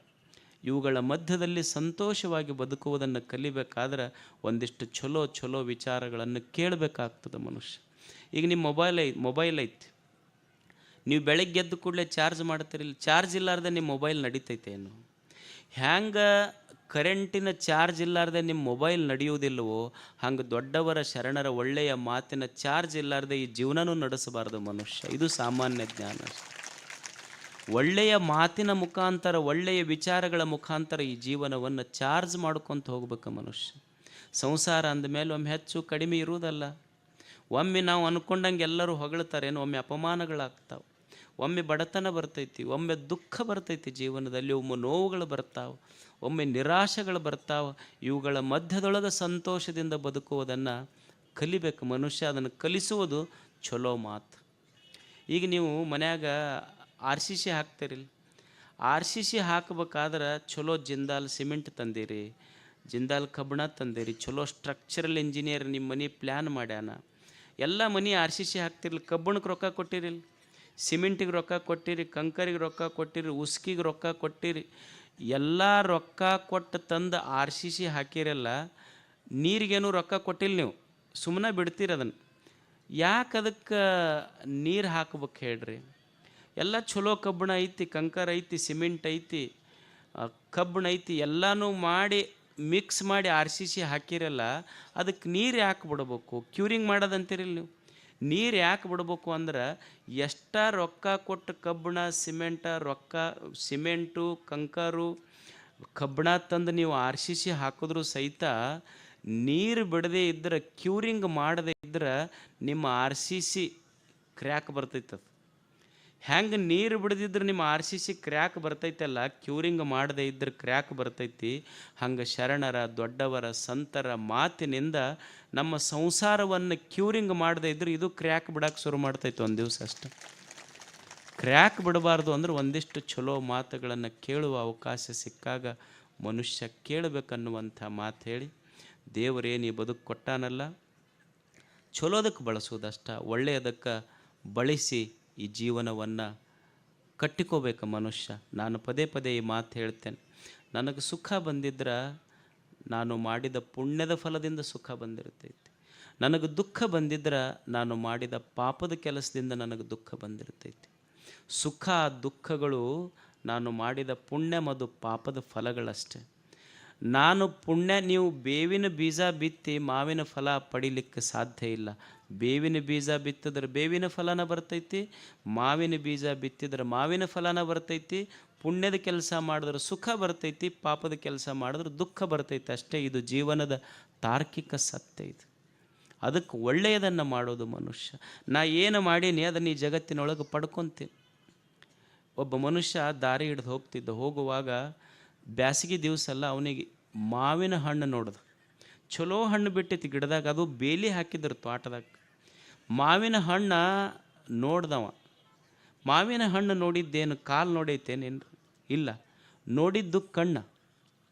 ಕಣ್ಣು ನೋಡ್ತಲ್ಲ, ಕಣ್ಣು ಹೋಗಲಿಲ್ಲ, ನಡೆದಿದ್ದು ಕಾಲು. ಹಣ್ಣು ನೋಡಿದ್ದು ಕಣ್ಣ, ನಡೆದಿದ್ದು ಕಾಲ. ಮಾವಿನ ಹಣ್ಣು ಹರ್ಕೊಂಡಿದ್ದು ಕೈ, ತಿಂದಿದ್ದು ನಾಲಿಗೆ.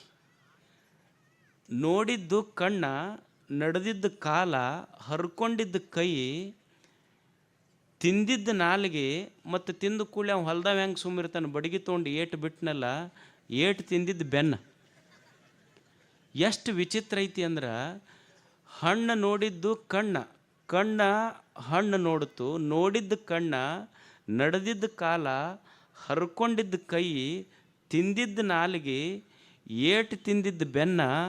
ಆದ್ರೆ ನೋವಾಗಿ ನೀರು ಬಂದಿದ್ದು ಯಾವುದು ಮೊದಲು ನೋಡಿತ್ತಲ್ಲ ಆ ಕಣ್ಣಾಗ ನೀರು ಬಂತು. ಇದು ಸತ್ಯ. ಇದು ಮನುಷ್ಯ ಏನು ನೋಡಿತ್ತಲ್ಲ ಅದ ಕಣ್ಣಾಗ ನೀರು ಬಂತೆ ಹೊರತು ಕಾಲಾಗ ಕೈಯಾಗ ಬರಲಿಲ್ಲ.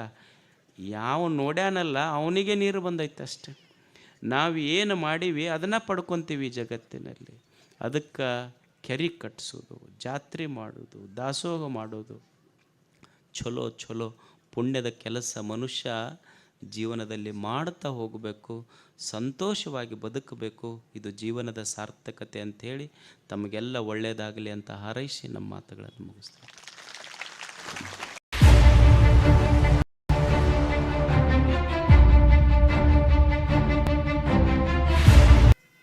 ದಯಾಘನ ಗವಿಸಿದ್ದೇಶನ ಗುರುನಾಥ ಶಿವಶಾಂತ ಶಿವಯೋಗಿಯನ್ನು ಹೃನ್ಮಂದಿರದಲ್ಲಿ ಸ್ಮರಿಸಿ, ಭೋಗಾಪುರೇಶನ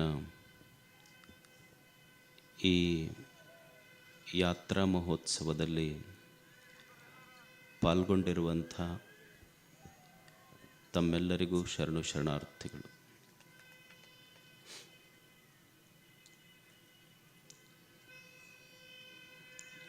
ಏಕೆ ಸೇರ್ತದನು? ಅವ್ರದ್ದು ದೊಡ್ಡ ಜಾತ್ರೆ ಐತೆ ಪಾಪ. ಈಗ ಓದ್ತಾರವ್ರು, ಆಮೇಲೆ 3 ದಿವಸ ಆದಮೇಲೆ ಕೇಳೋರ ಯಾರು ಅವ್ರದ್ದು?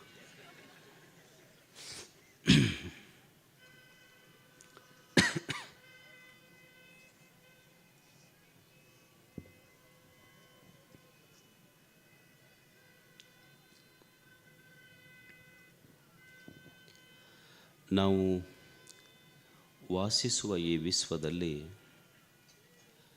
2 ಸಂಗತಿಗಳನ್ನು ನಾವು ಗಮನಿಸಬೇಕು. ಯಾವ 2 ಸಂಗತಿಗಳನ್ನು ಗಮನಿಸುವುದು ಅಂದ್ರೆ, ಇಲ್ಲಿ ನಾವು ವಾಸಿಸುವ ಈ ಪ್ರಪಂಚ 2 ವಿಧವಾಗಿದೆ. ಒಂದು ಜಡ ಪ್ರಪಂಚ, ಇನ್ನೊಂದು ಜೀವ ಪ್ರಪಂಚ. ಒಂದು ಜಡ ಪ್ರಪಂಚ, ಇನ್ನೊಂದು ಜೀವ ಪ್ರಪಂಚ. ಜಡ ಪ್ರಪಂಚ ಅಂದ್ರೆ ಮಣ್ಣು, ನೀರು, ಗಾಳಿ, ಬೆಳಕು, ಪಂಚ ಮಹಾಭೂತಗಳು ಅಂತ ನಾವೇನು ಕರಿತೀವಿ. ಮಣ್ಣು, ನೀರ, ಗಾಳಿ, ಬೆಳಕ, ಬೈಲ ಇದೇನಿದೆ ಇದು ಜಡ ಪ್ರಪಂಚ. ಇದು ಜೀವ ಪ್ರಪಂಚ ಅಂದ್ರೆ ಮನುಷ್ಯನಾದಿಯಾಗಿ ಸಕಲ ಪಶು ಪಕ್ಷಿ ಪ್ರಾಣಿಗಳದಾವಲ್ಲ, ಇದು ಜೀವ ಪ್ರಪಂಚ. ಒಂದು ಜಡ ಪ್ರಪಂಚ ಇದೆ, ಇನ್ನೊಂದು ಜೀವ ಪ್ರಪಂಚ ಇದೆ. ಈ ಜಡ ಪ್ರಪಂಚ ಮತ್ತು ಜೀವ ಪ್ರಪಂಚ ಇವೆರಡರನ್ನು ಕೂಡಿಸಿದಾತ ದೇವರು. ಈ ಜಡ ಪ್ರಪಂಚ ಮತ್ತು ಜೀವ ಪ್ರಪಂಚ ಇವೆರಡನ್ನು ಕೂಡಿಸಿದಾತ ದೇವರು. ದೇವನ ಇಚ್ಛೆ ಏನು ಅಂದ್ರೆ, ಜೀವ ಪ್ರಪಂಚ ಏನಿದೆ, ಸಾಕದು ರೀಸೌಂಡ್ ಆಗ್ತೈತೆ, ಎಕೋ ಮಾಡಬೇಡ, ಸಾಕು. ಜೀವ ಪ್ರಪಂಚ, ದೇವನ ಇಚ್ಛೆ ಏನು ಅಂದ್ರೆ, ಈ ಮಣ್ಣ, ನೀರ, ಗಾಳಿ, ಬೆಳಕ, ಬೈಲ ಇದೇನು ಜಡ ಪ್ರಪಂಚ ಇದೆಯಲ್ಲ, ಶಬ್ದ, ಸ್ಪರ್ಶ, ರೂಪ, ರಸ, ಗಂಧಗಳು ಈ ಜಗತ್ತಿನಲ್ಲಿವೆಯಲ್ಲ, ಇವೆಲ್ಲವುಗಳನ್ನು ಅನುಭವಿಸುವ ಈ ಜೀವ ಈ ಜಗತ್ತನ್ನು ಅನುಭವಿಸಿ ಸಂತೋಷವಾಗಿರಬೇಕನ್ನೋದು ದೇವನ ಇಚ್ಛೆ.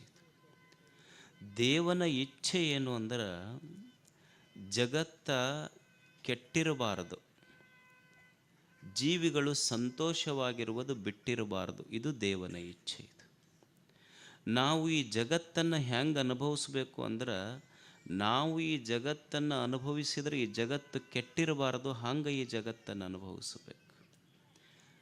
ನಮ್ಮ ಅನುಭವ ಹೆಂಗಿರಬೇಕು ಅಂದ್ರೆ, ನಮ್ಮ ಅನುಭವದಿಂದ ಈ ಜಗತ್ತು ಕೆಟ್ಟಿರಬಾರದು, ಹಂಗೆ ಈ ಜಗತ್ತನ್ನು ಅನುಭವಿಸಿ ನಾವು ಸಂತೋಷವಾಗಿರಬೇಕು.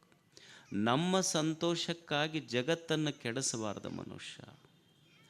ನಾವೂ ಸಂತೋಷವಾಗಿರಬೇಕು, ಜಗತ್ತು ಕೆಟ್ಟಿರಬಾರದು, ಹಂಗೆ ಇಲ್ಲಿ ಬದುಕಬೇಕು. ಇದು ದೇವನ ಇಚ್ಛೆ. ಇದು ಜಗತ್ತು ಕೆಟ್ಟಿರಬಾರದು, ಜೀವಿಗಳು ಸಂತೋಷವಾಗಿರುವುದು ಬಿಟ್ಟಿರಬಾರದು. ಜಗತ್ತು ಕೆಡಬಾರದು, ಜೀವಿಗಳು ಸಂತೋಷವಾಗಿರಬೇಕನ್ನುವುದು ದೇವನ ಇಚ್ಛೆ. ಇದು ನೀವು ನಿಸರ್ಗವನ್ನು ಒಂದು ಕ್ಷಣ ಹಿಂಗೆ ನೋಡ್ರಿ. ನಿಸರ್ಗ ಹೆಂಗೆ ಬದುಕ್ತೈತಿ, ಮನುಷ್ಯ ಹೆಂಗೆ ಬದುಕ್ತಾನೆ. ಮನುಷ್ಯ ಏನ ಮಾಡಲಿ, ಈ ಜಗತ್ತನ್ನು ತಾನು ಅನುಭವಿಸುವಾಗ ಮನುಷ್ಯ ಈ ಜಗತ್ತನ್ನು ಕೆಡಿಸಿ ಬದುಕ್ತಾನಾತ. ಆದರೆ ನಿಸರ್ಗ ಹಂಗೆ ಬದುಕೋದಿಲ್ಲ, ಅದು ಕೆಟ್ಟದ್ದನ್ನು ಸರಿ ಮಾಡ್ತೈತಿ. ಈಗ ನೀವು ಮನ್ಯಾಗ ಆಕಳ ಸಾಕಿರಿ, ನೀವು ಮನೆಯಲ್ಲಿ ಸಾಕಿದ ಆಕಳಿಗೆ ನೀವೇನು ಅಮೃತ ಹಾಕಿರೇನು, ಅದಕ್ಕೇನು ಹಾಕಿರಿ ನೀವು? ಬೆಳಿಗ್ಗೆ ಎದ್ದು ಕೂಡಲೇ ನೀವು ಉಂಡು ಮುಸುರಿ ನೀರು ಹಾಕಿರಿಲ್ಲ ಅದಕ್ಕೆ. ನೀವು ತೊಳ್ಕೊಂಡು ಎಂಜಲು ನೀರು, ಮುಸುರಿ ನೀರು ನಿಮ್ಮ ಮನೆಯೊಳಗೆ ಸಾಕಿದ ಆಕಳಿಗೆ ನೀವು ಹಾಕಿರಿ. ಆಕಳು ಏನಂತೈತಿ ಅಂದರೆ, ಮನುಷ್ಯನೇ ನೀನು ನನ್ನ ತಟ್ಟಿಯೊಳಗೆ ನೀನುಂಡು ಮುಸುರಿ ನೀರು ಹಾಕಿರಬಹುದು, ಆದರೆ ನಾನು ನಿನಗೇನು ಕೊಡ್ತೀನಿ ಅಂದರೆ, ನೀನು ಪೂಜಿಸುವ ದೇವರಿಗೆ ಅಭಿಷೇಕ ಮಾಡಬೇಕಂತ ಹಾಲು ಕೊಡ್ತೀನಿ ಅಂತ ಹೇಳ್ತಾರೆ. ಮತ್ತು ಅಕಸ್ಮಾತ್ ತಾನು ಚಲೋ ಹಾಲು ಕುಡ್ದು ಅದು ಮುಸುರಿ ನೀರು ನಮಗೆ ಕೊಟ್ಟಿದ್ರೆ ನಾವೇನಾರ ಆಕಳ ಕಟ್ತಿದ್ವೇನು? ಆಕಳಿಗೇನಾರ ದೇವ್ರಂತ ಪೂಜೆ ಮಾಡ್ತಿದ್ವೇನು? ನಿಸರ್ಗ ಎಷ್ಟು ಅದ್ಭುತವಾಗಿ ಬದುಕೈತಲ್ಲ. ಕೆಟ್ಟದ್ದು ತಗೊಂಡೈತಿ, ಮುಸುರಿ ನೀರು ಕುಡ್ದೈತಿ, ಹಾಲು ಕೊಟ್ಟೈತಿ. What A beautiful mechanism. ಏನು ದೇವರು ಅದರೊಳಗೆ ಎಂಥ ಟೆಕ್ನಾಲಜಿ ಇಟ್ಟಿರಬೇಡ. ಪ್ರಾಣಿ ಆಕಳೊಳಗೆ ಎಂಥ ಟೆಕ್ನಾಲಜಿ ಇಟ್ಟಾನ, ಹುಲ್ಲು ತಿಂದು ಹಾಲು ಮಾಡುವಂಥ ಟೆಕ್ನಾಲಜಿ ಇಟ್ಟಾನ. ಇವ ಹಾಲು ಕುಡ್ದವ ಏನು ಕೊಟ್ಟಾನ, ಜಗತ್ತಿಗೆ ವಿಷ ಕೊಟ್ಟಾನ. ಇವ ಟೆಕ್ನಾಲಜಿ ಕೆಡಿಸ್ಕೊಂಡನ ಅಷ್ಟೇ. ಇದು ಹುಲ್ಲು ತಿಂದ ಆಕಳ ಹಾಲು ಕೊಡ್ತೈತಿ, ಹಾಲು ಕುಡ್ದ ಮನುಷ್ಯ ಬರೇ ವಿಷ ಹಂಚಾನ ಜಗತ್ತಿಗೆ.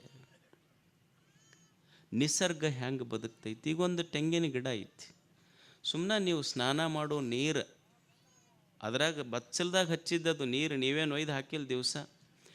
ನಾವು ಸ್ನಾನ ಮಾಡುವ ನೀರಿನೊಳಗೆ ಬೆಳೆದ ತೆಂಗಿನ ಗಿಡ ಅದು.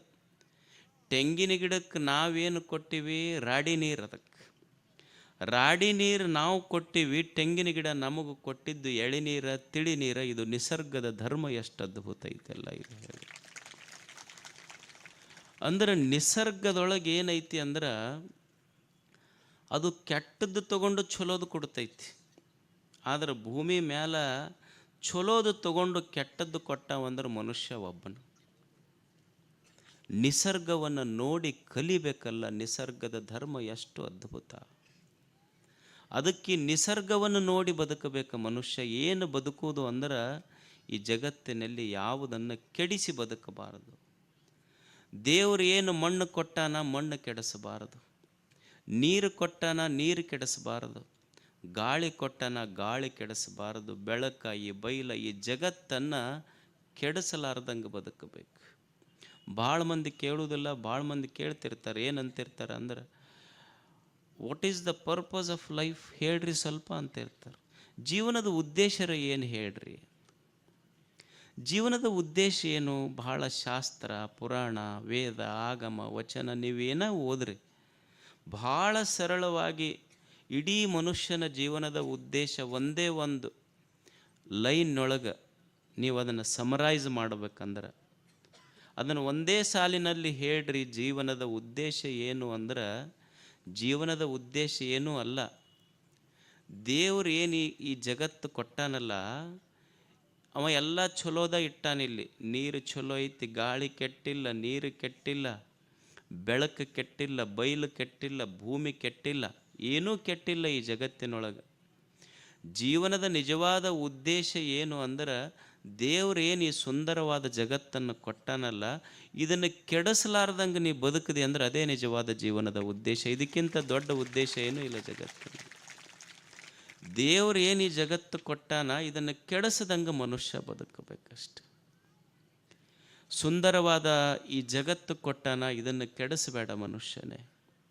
ಎಷ್ಟು ಅದ್ಭುತ ಜಗತ್ತಿದೆಯಲ್ಲ, ಇದನ್ನು ಕೆಡಿಸಲಾರ್ದಂಗೆ ಬದುಕು. ಸುಂದರವಾದ ಜೀವನವನ್ನು ಕೊಟ್ಟಾನಲ್ಲ, ಇದನ್ನು ಕೆಡಿಸಲಾರ್ದಂಗೆ ಬದುಕು.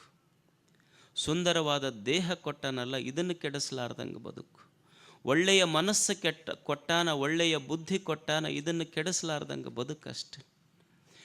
ಏನು ಚಲೋ ಕೈ ಅದಾವಂತ ತಿಳ್ಕೊಂಡು ಊರಾಗ ಮಂದಿಗೆ ಹೊಡ್ಕೊಂತ ಅಡ್ಡಾಡಬೇಡ. ನಾ ಭಾಳ ಶಕ್ತಿವಂತದೀನಿ, ಪೈಲ್ವಾನ್ ಅದೀನಿ, ನಾವು 8 ಮಂದಿ ಅಣ್ಣತಮ್ಮಗಳು ಕೂಡಿದ ಮನೆ, ನಮಗ್ಯಾರು ಈ ಊರಾಗ ಸಮ ಅಂತ ಊರನ್ನ ಮಂದಿಗೆ ಹೊಡ್ಕೊಂತ ಅಡ್ಡಾಡಬೇಡ ಅಂತ.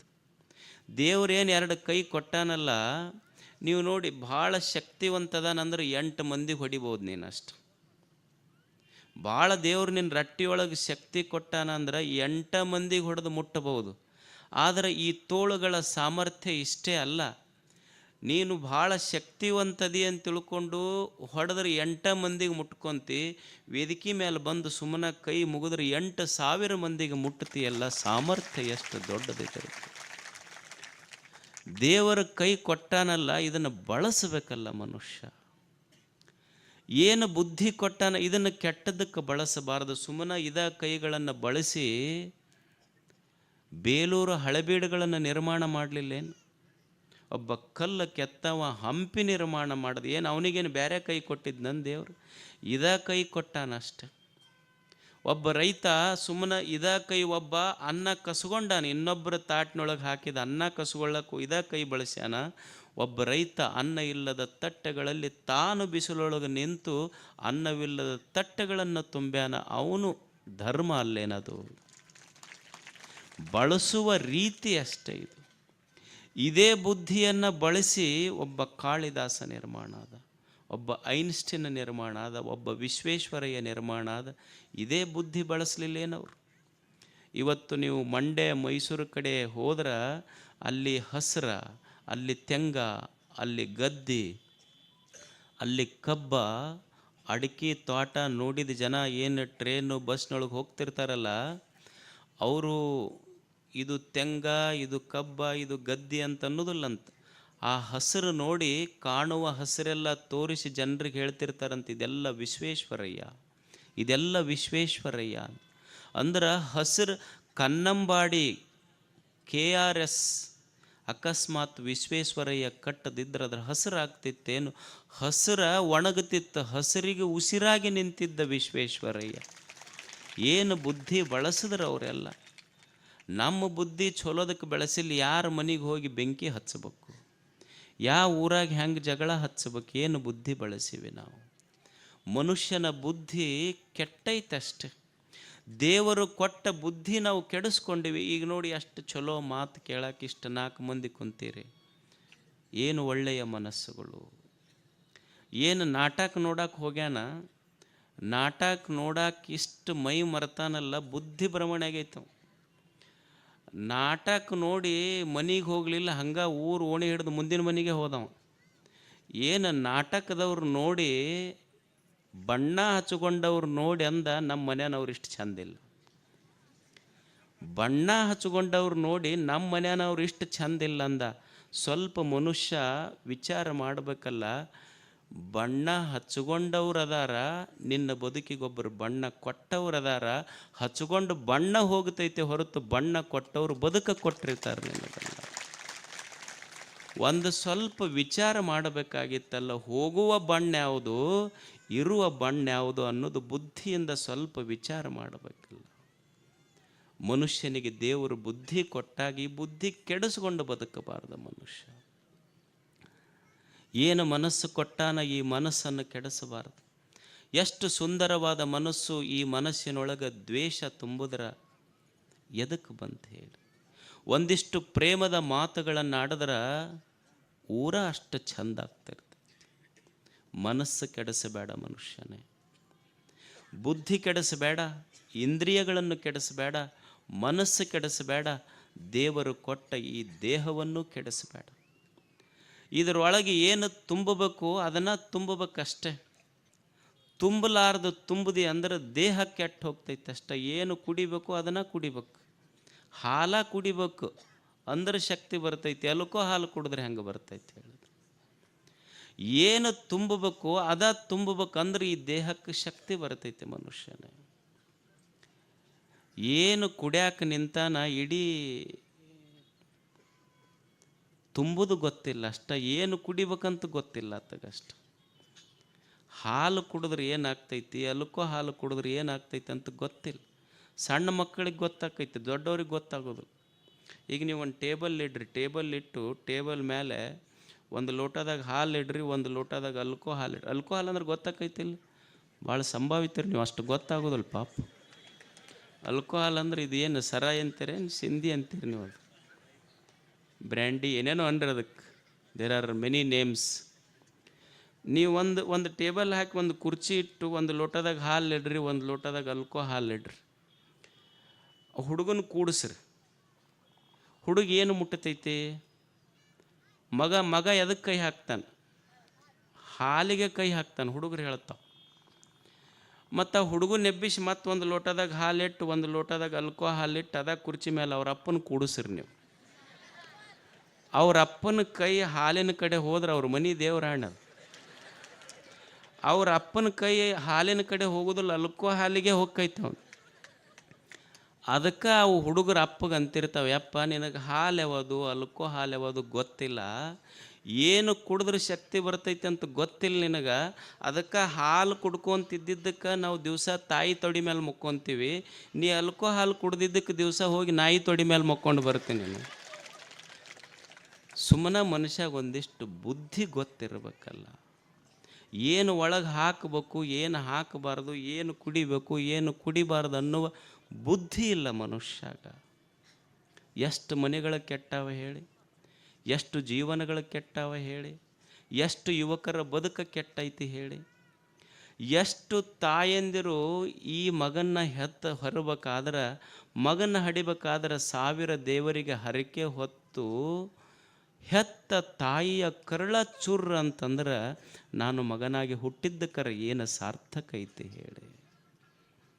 100 ದೇವರಿಗೆ ಬೇಡಿ ಹಡದ ತಾಯಿ ಮಗ ಕುಡ್ದು ಊರಾಗ ಅಡ್ಡಾಡಕತ್ತ ಅಂದ್ರೆ ಮನೆ ಹಾಳು ಮಾಡಿದ್ರೆ ತಾಯಿಯ ಬದುಕು ಹೆಂಗಾಗಿರಬಾರ್ದು ಹೇಳಿ. ಒಬ್ಬ ಯಾರೋ ಭಯಂಕರ ಕುಡಿತಿದ್ನಂತ, ಭಾಳ ಕುಡಿತಿದ್ದ. ಕುಡ್ದು ಎಲ್ಲ ಹೋಗಿತ್ತು, ಮನೆ ಮಠ ಎಲ್ಲ ಕರ್ಕೊಂಡಿದ್ದಾವ. ಮುಗಿದಿಂದ ಒಂದು ದಿವಸ ಅವು ಮನ್ಯಾಗ ಹೆಣ್ಮಕ್ಳಿಗೆ ಬೇಸರಾಗಿ ಹೋಗಿತ್ತಿದ್ರು ಕೂಡ. ಒಂದು ದಿವಸ ಬಡ ಬಂದವನ ರಬ್ಬಗೆ ಭಸ್ಮ ಹಚ್ಕೊಂಡು ಮನ್ಯಾಗ ಬಂದು ಹೆಣ್ಮಕ್ಳಿಗೆ ಗಪ್ಪನ ಕಾಲು ಹಿಡಿದು, ಇವತ್ತಿನಿಂದ ನಾನು ಕುಡಿಯೋದು ಬಿಡುತ್ತೆ. ಆಕಿ ಹೆಣ್ಮಗಳಿಗೆ ಖುಷಿ ಆಯ್ತು. ಹೋಗಿ ಒಂದು ಅರ್ಧ ತಾಸು ಆಯ್ತು. ಅರ್ಧ ತಾಸು ಆದಮೇಲೆ ಆ ಹೆಣ್ಮಗಳು ಹಾಡಾಡ್ಕೊಂಡು ಅಳಕತ್ಲಕ್ಕಿ, ಜೋರು ಅಳಕತ್ಲು. ಅದು ಮಗ್ಗಲ ಮನೆ ಮುದುಕಿ ಬಂತು, ಯಾಕೆ ಅಳಕತ್ತಿ? ಇಲ್ಲ ನಮ್ಮ ಯಜಮಾನ್ ಕುಡಿಯೋದು ಬಿಡ್ತೀನಿ ಅಂದ. ಅಳದ ಅಲ್ಲ ಕುಡಿಯೋದು ಬಿಡ್ತೀನಿ ಅಂದ್ರೆ ಚಲೋ ಆತಲ್ಲಿ, ಏನು ತಪ್ಪಾಗೈತಿ? ಅಲ್ಲ ಕುಡಿಯೋದು ಬಿಡ್ತೀನಿ ಅಂದ ನನ್ನ ಗಂಡ. ಅಲ್ಲ ಕುಡಿಯೋದು ಬಿಡ್ತೀನಿ ಅಂದ್ರೆ ಚಲೋ ಆತಲ್ಲ, ಅಳತೆ ಯಾಕೆ? ಇಲ್ಲ ಕುಡಿಯೋದು ಬಿಡ್ತೀನಿ ಅಂತ ನಂದು ಗಪ್ಪನೆ ಕಾಲು ಹಿಡ್ಕೊಂಡು 10 ನಿಮಿಷ ಹಿಡ್ಕೊಂಡ. ಅಲ್ಲ ಅಕ್ಕಿ ಅಂದ್ಲು, ಮತ್ತು ಕುಡಿಯೋದು ಬಿಡ್ತೀನಂತ 10 ನಿಮಿಷ ಕಾಲು ಹಿಡ್ಕೊಂಡ್ರೆ ಚಲೋ ಆತಲ್ಲ, ಅಳತೆ ಯಾಕೆ ನೀನು? ಅವಾಗ ಅಕ್ಕಿ ಹೇಳಿದ್ಲಂತ, ಇವಾಗ ಕುಡಿಯೋದು ಬಿಡ್ತೀನಂತ ಕಾಲು ಹಿಡ್ಕೊಂಡು ಕಾಲಾಗೇನು ಬೆಳ್ಳಿ ಚೈನ ತೊಗೊಂಡು ಹೋಗೈತದು ಕೋಡಿ, ಬೆಳ್ಳಿ ಚೈನನ ತೊಗೊಂಡು ಹೋಗೈತದು. ಮತ್ತು ಹಿಂಗಾದ್ರೆ ಬದುಕು ಕಟ್ಟಾವ ಯಾವಾಗ? ನೀನು ಹೇಳಿ. ದೇವರು ಏನು ದೇಹ ಕೊಟ್ಟಾನಲ್ಲ, ಇದು ಕೆಡಿಸಬಾರ್ದಷ್ಟೆ. ಏನು ಇದರಾಗ ಹಾಕ್ತೀವಿ ಅನ್ನೋದು ಬಹಳ ಮುಖ್ಯ. ಮಗ ಎಷ್ಟು ಸುಂದರವಾದ ಕಥೆ ನೋಡಿ, ಸುಮ್ಮನೆ ಕೇಳಿ. ಇವೆಲ್ಲ ನಮ್ಮ ಮನಸ್ಸಿಗೆ ಮುಟ್ಟಬೇಕಷ್ಟ. ಇದನ್ನೇನು ಭಾಳ ಮಂದಿ ಯಾರೋ ಹೇಳ್ತಿದ್ರು ಮೊನ್ನೆ ನನಗೆ, ಎಲ್ಲೋ ಒಂದು ಪ್ರವಚನ ಹೇಳಿದಾಗ, ಇವ್ರಿಗೆ ಕುಡಿಯೋದು ಬಿಡಿಸ್ಬೇಕು, ಇಸ್ಪಟ್ ಆಡೋದು ಬಿಡಿಸ್ಬೇಕು, ಓಸಿ ಬಿಡಿಸ್ಬೇಕು, ಸ್ವಾಮಿಗಳು ಬಿಡಿಸ್ಬೇಕು, ಇನ್ನೊಬ್ಬರು ಬಿಡಿಸ್ಬೇಕು, ಅವರು ಬಿಡಿಸ್ಬೇಕು. ಅಲ್ಲ, ಕುಡಿಯೋನಿಗೆ ಬಿಡೋದು ಬರ್ಬೇಕು ಮನಸ್ಸಿನಾಗ, ಹೌದಲ್ಲ? ತನಗೆ ಬಿಡಬೇಕಂತ ಮನಸ್ಸಿನಾಗ ಅವನಿಗೆ ಬರ್ಬೇಕಷ್ಟೆ. ನಾನು ಕೆಟ್ಟದ್ದು ಮಾಡ್ತೀನಲ್ಲಪ್ಪ, ನಾ ಬಿಡಬೇಕು ಅನ್ನೋದು ಅವನಿಗೆ ಮನಸ್ಸಿನಾಗ ಬರ್ಬೇಕಷ್ಟ. ಏಸು ಮಂದಿ ಗುರುಗಳ ಹತ್ರ ಅವ ಒಟ್ಟು 30 ವರ್ಷದಿಂದ ಕುಡಿತಿರ್ತಾನೆ. ಯಾವುದಾದ್ರು ಒಂದು ಆಶ್ರಮಕ್ಕೆ ಹೋಗ್ಯಪ್ಪ, ಇವ ಕುಡಿತಾನೆ ನೋಡಿ, ಇವ 30 ವರ್ಷದಿಂದ ಕುಡಿತಾನೆ, ಇವತ್ತು ಬಿಡಿಸ್ಬೇಕು ನೀ ಅಂದ್ರೆ 30 ವರ್ಷದಿಂದ ಅವ ಕುಡಿತಿರ್ತಾನೆ. ಒಂದು ದಿವಸದಾಗ ಅವ ಬಿಡ್ತಾನೆ, ಅವರಿಗೆ ಕುಡಿಸೋಕ್ಕಾನ ಅಷ್ಟ. ಹ್ಯಾಂಗೆ ಬಿಡಿಸೋದು? ನನ್ನ ಆತ್ಮಕ್ಕೆ ತಿಳಿಬೇಕಲ್ಲ, ನಾ ಕೆಟ್ಟದ್ದು ಮಾಡಾಕತ್ತೇನೆ. ಎಷ್ಟು ಸುಂದರವಾದ ಕಥೆ ಕೇಳಿ. ಯುವಕರು ಕೇಳಬೇಕು, ಹಿರಿಯರು ಕೇಳಬೇಕು. ಇದು ಪರಿವರ್ತನೆಯ ಕ್ಷಣ, ಇದು ಅಷ್ಟೆ. ಏನು ಪರಿವರ್ತನೆ ಅಂದ್ರೆ ಎಲ್ಲೋ ಹೋಗಿ ಹಿಮಾಲಯದೊಳಗೆ ಸಾಕ್ಷಾತ್ಕಾರ ಆಗೋದಲ್ಲ. ಈ ಕ್ಷಣ ನನ್ನ ಮನುಷ್ಯನೊಳಗೆ, ಮನುಷ್ಯ ಕೆಟ್ಟವಾಗಲಿಕ್ಕೆ ನಿನಗೆ 30 ವರ್ಷ ಹಿಡಿಬೋದು. ಒಳ್ಳೆಯವನಾಗಲಿಕ್ಕೆ ನಾನು ಈ ಕ್ಷಣ ನನ್ನ ದುಶ್ಚಟಗಳನ್ನು ಬಿಡ್ತೀನಪ್ಪ, ನಾ ಒಳ್ಳೆಯವನಾಗ್ತೀನಿ ಅನ್ನುವ ಸಂಕಲ್ಪ ಈ ಕ್ಷಣ ಬಂದರೆ, ಈ ಕ್ಷಣಕ್ಕೆ ನೀನು ಸಂತ ಅಷ್ಟೆ, ಒಳ್ಳೆಯ ವ್ಯಕ್ತಿ ಅಷ್ಟೆ. ಕೆಟ್ಟವಾಗಲಿಕ್ಕೆ 30 ವರ್ಷ ಹಿಡಿಬೋದು, ಒಳ್ಳೆಯವನಾಗಲಿಕ್ಕೆ 3 ನಿಮಿಷ ಸಾಕಷ್ಟೇ. ಭಾವ ಶುದ್ಧಾದ್ರೆ ಮನುಷ್ಯ ಒಳ್ಳೆಯವನಾಗ್ತಾನೆ ಅಷ್ಟೆ.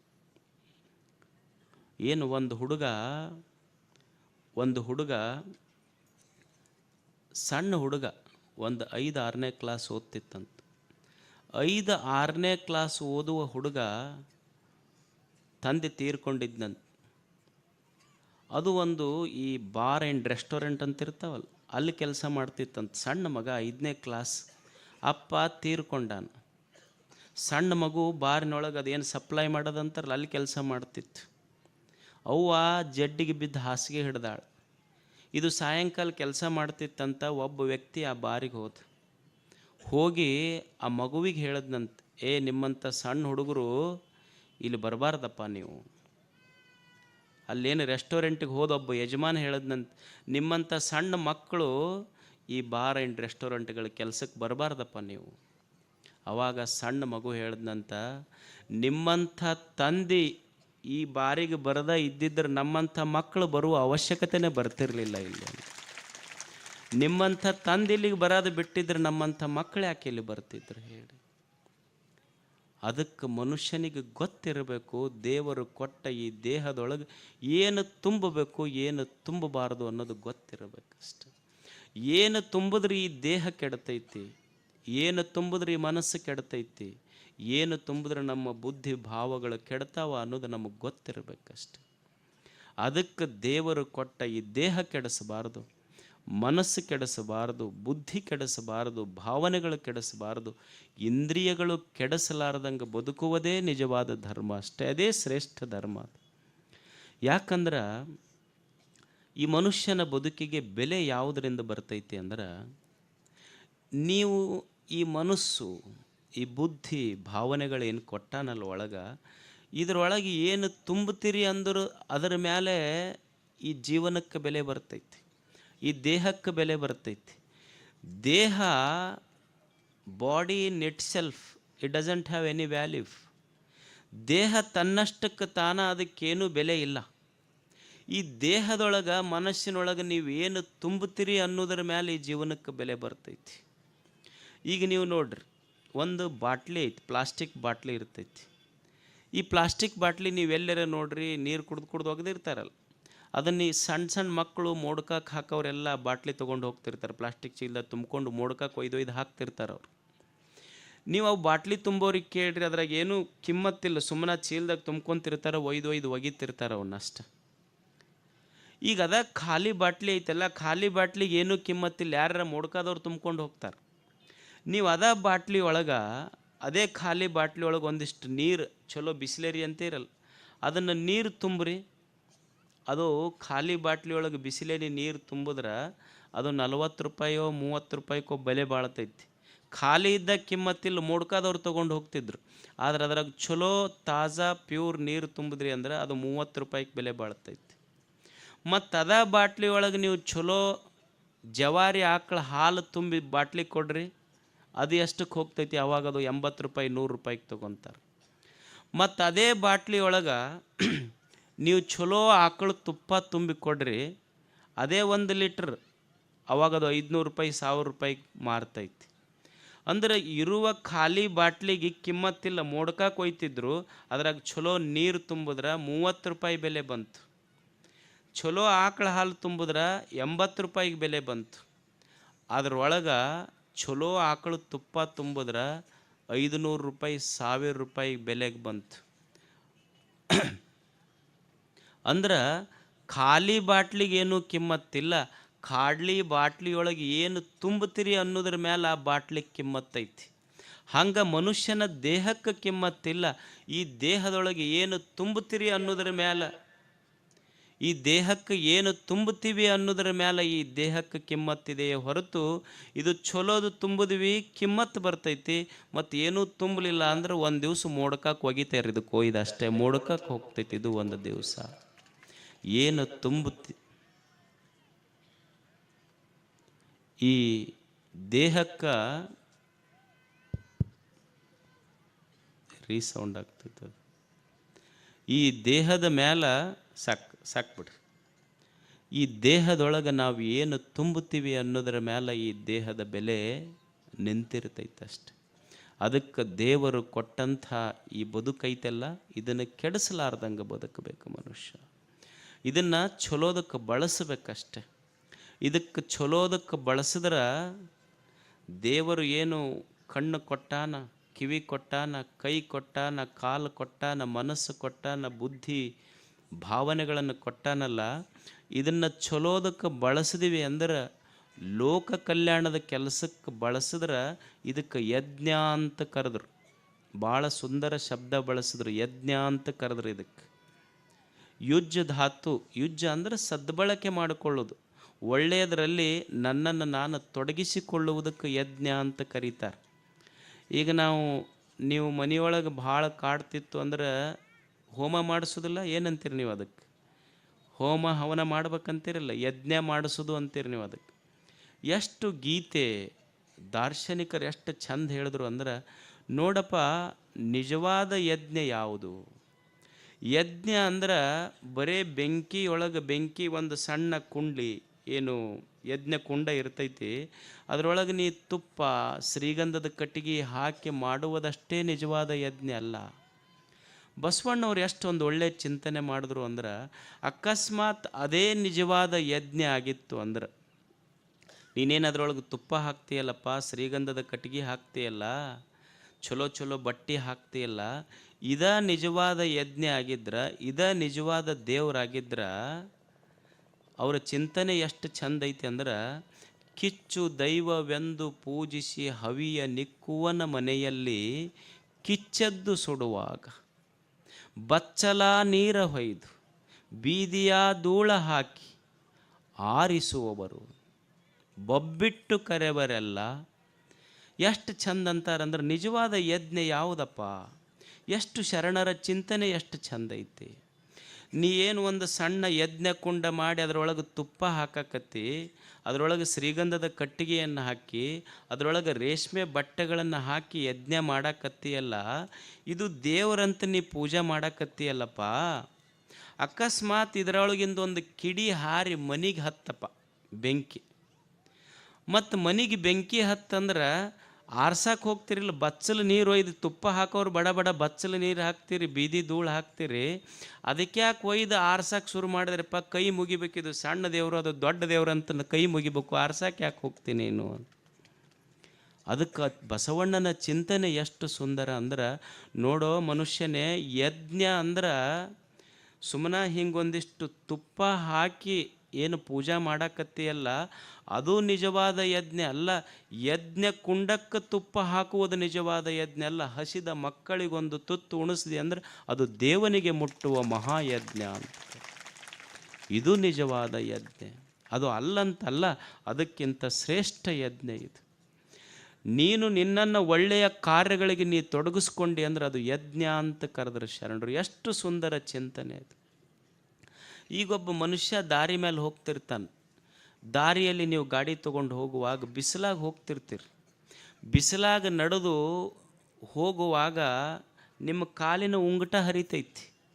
ಉಂಗುಟ ಹರಿದಾಗ ಅಲ್ಲೊಬ್ಬ ಚಪ್ಪಲಿ ಹೊಲಿಯುವಂಥ ಒಬ್ಬ ವ್ಯಕ್ತಿ ತಾನು ಬಿಸಿಲಾಗ ಕುಂತಾನೆ. ತನ್ನಗ ಮ್ಯಾಲೆ ತಲೆ ಮೇಲೆ ಬಿಸಿಲು ಸುಡ್ತಿರ್ತೈತಿ. ನಿನ್ನ ಉಂಗುಟ ಹರಿದ ಕಾಲು ಸುಟ್ಕೊಂಡು ನೀನು ಅಡ್ಡಾಡುವಾಗ ನಿನ್ನ ಕಾಲಿನ ಪಾದರಕ್ಷೆ ತಗೊಂಡು ಉಂಗುಟ ಹೊಲಿದು ನಿನ್ನ ಕಾಲಿಗಿಟ್ಟು ಆರಾಮ್ ಹೋಗಪ್ಪ ಅಂತ ನಿನಗೆ ಹರಿಸಿ ಕಳಿಸ್ತಾನಲ್ಲ, ಅವ ಮಾಡುವ ಕೆಲಸ ಯಜ್ಞ ಅಲ್ಲೇನದು? ನಿಜವಾದ ಯಜ್ಞ ಅಲ್ಲೇನದು?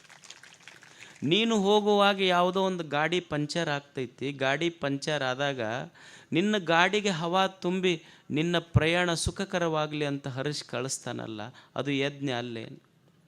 ಇವತ್ತು ನಾವು ಚಲೋ ಚಲೋ ಬಿಳೆ ಬಟ್ಟೆ ಹಾಕ್ಕೊಂಡಿವಿ, ಟಾರ್ಚ್ ಹಾಕಿ ಬಿಳೆ ಬಟ್ಟೆ ಹಾಕ್ಕೊಂಡಿವಲ್ಲ. ನಾವಿಷ್ಟು ಚಲೋ ಬಿಳೆ ಬಟ್ಟೆ ಹಾಕೋಬೇಕಾದ್ರೆ ಇದು ಬಂದಿದ್ದೆಲ್ಲಿಂದ ಹೇಳಿ? ಏನು ಅಂತರ್ಲೆ ಬಂದೈತೇನು? ನಾವಿಷ್ಟು ಚಲೋ ಬಿಳೆ ಬಟ್ಟೆ ಹಾಕೋಬೇಕಾದ್ರೆ ಯಾವನೋ ಒಬ್ಬ ರೈತ ಹೊಲದಲ್ಲಿ ತನ್ನ ಮುಖ ಬೆನ್ನು ಕರ್ರಗೆ ಮಾಡಿಕೊಂಡು ನಮಗೆ ಬಿಳೆ ಬಟ್ಟೆ ಅವ ಹತ್ತಿ ಹೊಲದಾಗ ತನ್ನ ಮುಖ ಬೆನ್ನು ಕರ್ರಗೆ ಮಾಡಿಕೊಳ್ಳಾರ್ದ ಹತ್ತಿ ಯಜ್ಞ ಅಲ್ಲೇನು? ಹಾಗಾದ್ರೆ ಯಜ್ಞ ಅಂತಂದ್ರೆ ದೇವರು ಕೊಟ್ಟ ಈ ಜೀವನವನ್ನು ಮನುಷ್ಯ ಒಳ್ಳೆಯದಕ್ಕೆ ತೊಡಗಿಸಿಕೊಳ್ಳಬೇಕು. ಅದು ನಿಜವಾದ ಯಜ್ಞ, ಅದು ಅಷ್ಟೆ. ಗೀತೆಯಲ್ಲಿ 5 ಯಜ್ಞಗಳನ್ನು ಹೇಳ್ತಾರೆ. ಯಜ್ಞ ಅಂದರೆ ಸ್ಮರಣೆ ಮಾಡೋದು. ದೇವರೇನು ಬದುಕು ಕೊಟ್ಟಾನಲ್ಲಪ್ಪ, ದೇವರಿಗೊಂದು ಸ್ಮರಣೆ ಮಾಡು. ಭಗವಂತನೇ, ಇಂಥದ್ದೊಂದು ಸುಂದರ ಜೀವನ ನನಗೆ ಕೊಟ್ಟಿಯಲ್ಲಪ್ಪ. ಕಣ್ಣು ಕೊಟ್ಟು, ಕೈ ಕೊಟ್ಟು, ಕಾಲು ಕೊಟ್ಟು ಒಂದು 100 ವರ್ಷಗಳ ಸುಂದರವಾದ ಜೀವನ ಕೊಟ್ಟಿಯಲ್ಲ.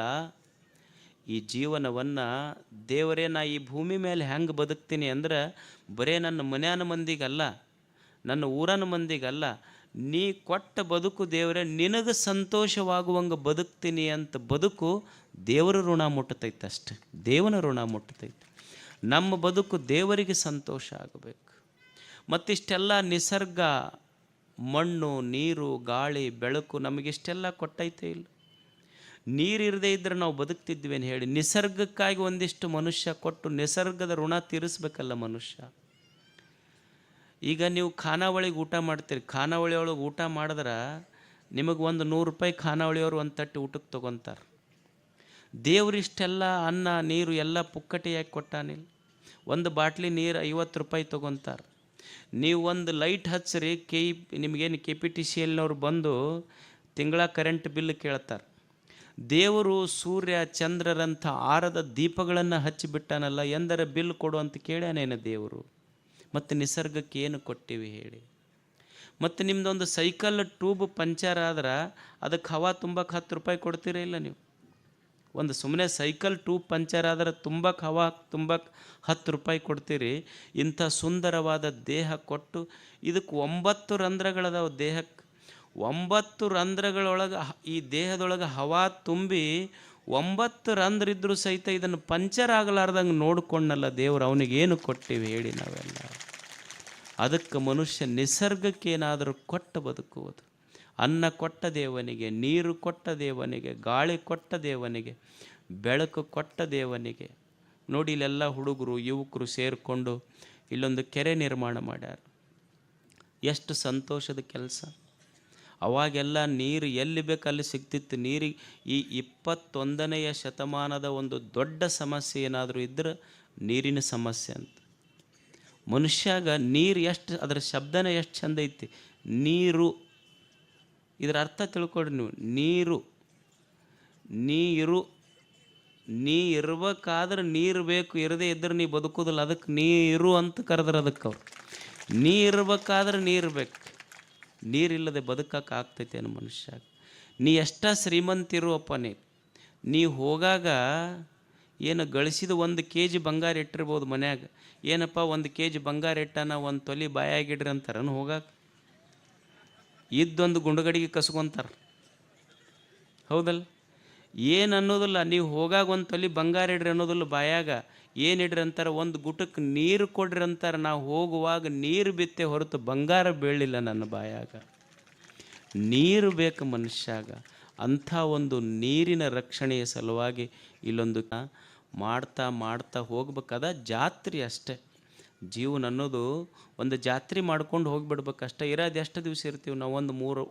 ಒಂದು 100 ವರ್ಷದ ಬದುಕ ಇರುವಷ್ಟು ದಿವಸ ಚಂದ ಬದುಕಿ ಹೋಗ್ಬೇಕಷ್ಟೆ. ನಾವು ಯಾತ್ರಿಕರು, ನಾವು ದಿವ್ಯ ಕ್ಷೇತ್ರವೇ ಲೋಕ. ಇದು ಜಗತ್ತೇನಿದೆ, ಈ ಜಗತ್ತು ದೇವನ ಜಾತ್ರೆ ಅಂತಾರೆ ಇದಕ್ಕೆ ದೊಡ್ಡವರು. ಯಾತ್ರಿಕರು ನಾವು, ದಿವ್ಯ ಕ್ಷೇತ್ರವೇ ಲೋಕ. ಈ ಕ್ಷೇತ್ರ ಇದೊಂದು ದೇವನ ಜಾತ್ರೆ ನಡೆದೈತಿಲ್ಲಿ. ನಾವು ಯಾತ್ರಿಕರಾಗಿ ಬಂದೀವಿ ಅಷ್ಟೆ.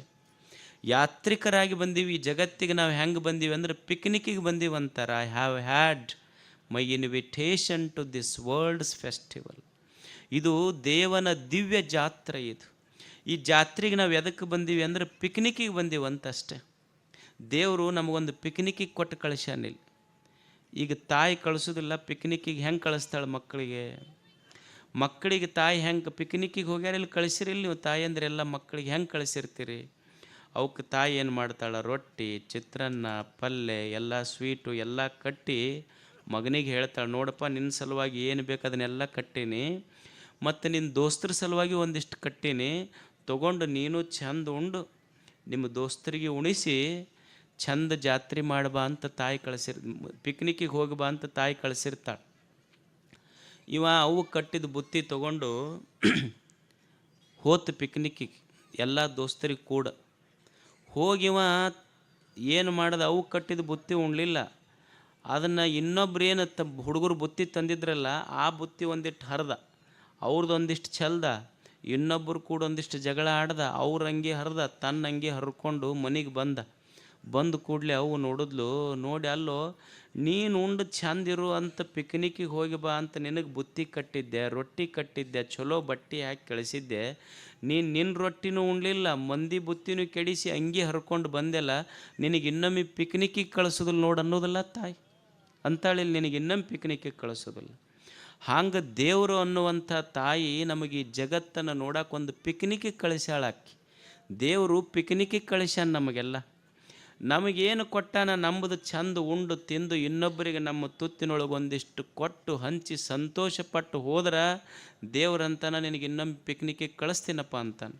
ಮತ್ತು ನಮ್ಮದು ಸರಿಗುಂಡ್ಲಿಲ್ಲ, ಇನ್ನೊಬ್ರದ್ದೊಂದಿಷ್ಟು ಮೋಸ ಮಾಡಿ ವಂಚನೆ ಮಾಡಿ ತಿಂದು ಜಗಳ ಆಡಿ ಊರಿಗೆ ಬೇಸರಾಗಿ ಒಂದು ದಿವ್ಸ ಮ್ಯಾಲೆ ಹೋದ್ರೆ ದೇವ್ರಂತಾನೆ ಇದು it is your last picnic, ನಿನಗೆ ಇನ್ನೊಮ್ಮೆ ಪಿಕ್ನಿಕ್ಕಿಗೆ ಕಳಿಸೋದಿಲ್ಲ ಅನ್ನೋದಿಲ್ಲ ಅಂತ ದೇವ್ರಂತಾನೆ. ಅದಕ್ಕೆ ಚಂದ ಬದುಕಬೇಕು ಮನುಷ್ಯ ಅಷ್ಟೆ.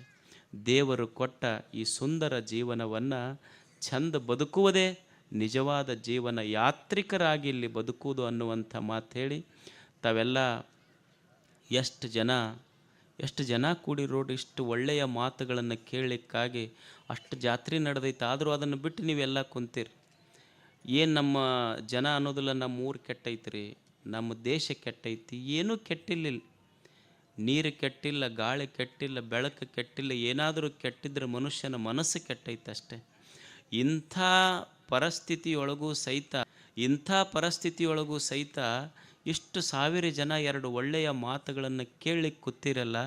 ಕಾಲ ಇನ್ನೂ ಒಳ್ಳೆಯದೈತೆ ಅನ್ನೋದಕ್ಕೆ ಇದೇ ಒಂದು ನಿದರ್ಶನ. ಇದಕ್ಕಿಂತ ದೊಡ್ಡ ನಿದರ್ಶನ ಏನು ಬೇಕು?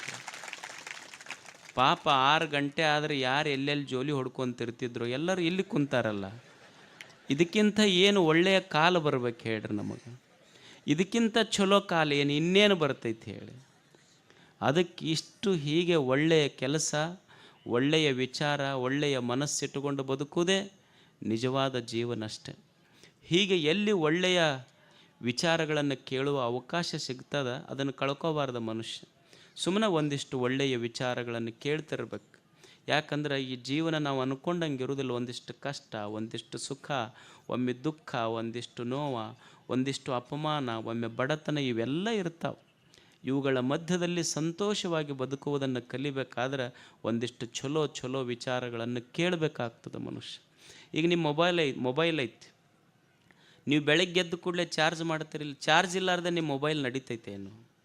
ಹ್ಯಾಂಗೆ ಕರೆಂಟಿನ ಚಾರ್ಜ್ ಇಲ್ಲಾರ್ದೆ ನಿಮ್ಮ ಮೊಬೈಲ್ ನಡೆಯುವುದಿಲ್ಲವೋ ಹಂಗೆ ದೊಡ್ಡವರ ಶರಣರ ಒಳ್ಳೆಯ ಮಾತಿನ ಚಾರ್ಜ್ ಇಲ್ಲಾರ್ದೆ ಈ ಜೀವನನೂ ನಡೆಸಬಾರ್ದು ಮನುಷ್ಯ. ಇದು ಸಾಮಾನ್ಯ ಜ್ಞಾನ. ಒಳ್ಳೆಯ ಮಾತಿನ ಮುಖಾಂತರ, ಒಳ್ಳೆಯ ವಿಚಾರಗಳ ಮುಖಾಂತರ ಈ ಜೀವನವನ್ನು ಚಾರ್ಜ್ ಮಾಡ್ಕೊತ ಹೋಗ್ಬೇಕು ಮನುಷ್ಯ. ಸಂಸಾರ ಅಂದಮೇಲೆ ಒಮ್ಮೆ ಹೆಚ್ಚು ಕಡಿಮೆ ಇರುವುದಲ್ಲ. ಒಮ್ಮೆ ನಾವು ಅಂದ್ಕೊಂಡಂಗೆ ಎಲ್ಲರೂ ಹೊಗಳ್ತಾರೇನು, ಒಮ್ಮೆ ಅಪಮಾನಗಳಾಗ್ತಾವೆ, ಒಮ್ಮೆ ಬಡತನ ಬರ್ತೈತಿ, ಒಮ್ಮೆ ದುಃಖ ಬರ್ತೈತಿ ಜೀವನದಲ್ಲಿ, ಒಮ್ಮೆ ನೋವುಗಳು ಬರ್ತಾವೆ, ಒಮ್ಮೆ ನಿರಾಶೆಗಳು ಬರ್ತಾವೆ.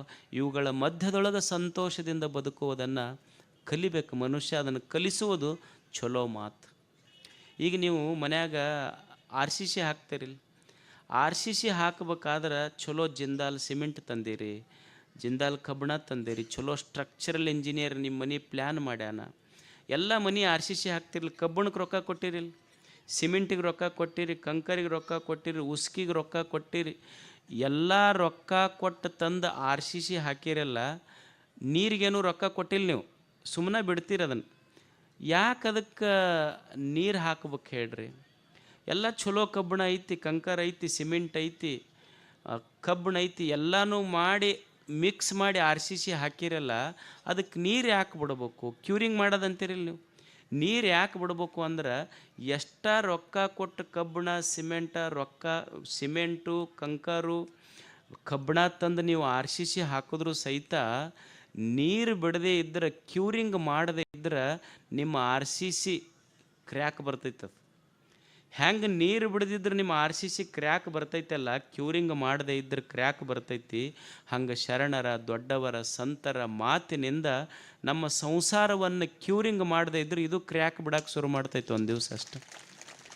ಕ್ರ್ಯಾಕ್ ಬಿಡಬಾರ್ದು ಅಂದ್ರೆ ಒಂದಿಷ್ಟು ಚಲೋ ಮಾತುಗಳನ್ನು ಕೇಳುವ ಅವಕಾಶ ಸಿಕ್ಕಾಗ ಮನುಷ್ಯ ಕೇಳಬೇಕನ್ನುವಂಥ ಮಾತು ಹೇಳಿ, ದೇವರೇನು ಈ ಬದುಕು ಕೊಟ್ಟಾನಲ್ಲ, ಚಲೋದಕ್ಕೆ ಬಳಸೋದಷ್ಟ, ಒಳ್ಳೆಯದಕ್ಕೆ ಬಳಸಿ ಈ ಜೀವನವನ್ನು ಕಟ್ಟಿಕೋಬೇಕು ಮನುಷ್ಯ. ನಾನು ಪದೇ ಈ ಮಾತು ಹೇಳ್ತೇನೆ.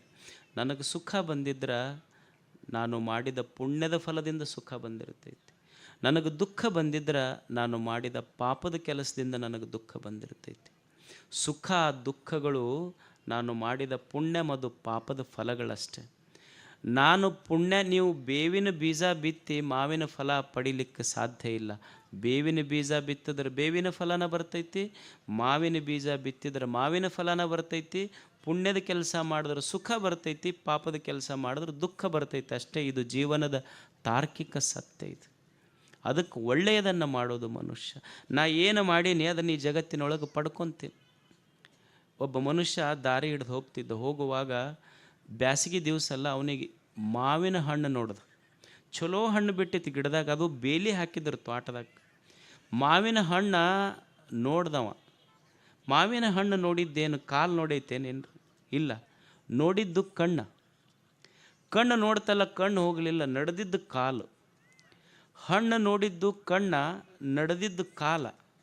ಮಾವಿನ ಹಣ್ಣು ಹರ್ಕೊಂಡಿದ್ದು ಕೈ, ತಿಂದಿದ್ದು ನಾಲಿಗೆ. ನೋಡಿದ್ದು ಕಣ್ಣ, ನಡೆದಿದ್ದು ಕಾಲ, ಹರ್ಕೊಂಡಿದ್ದು ಕೈ, ತಿಂದಿದ್ದು ನಾಲಿಗೆ.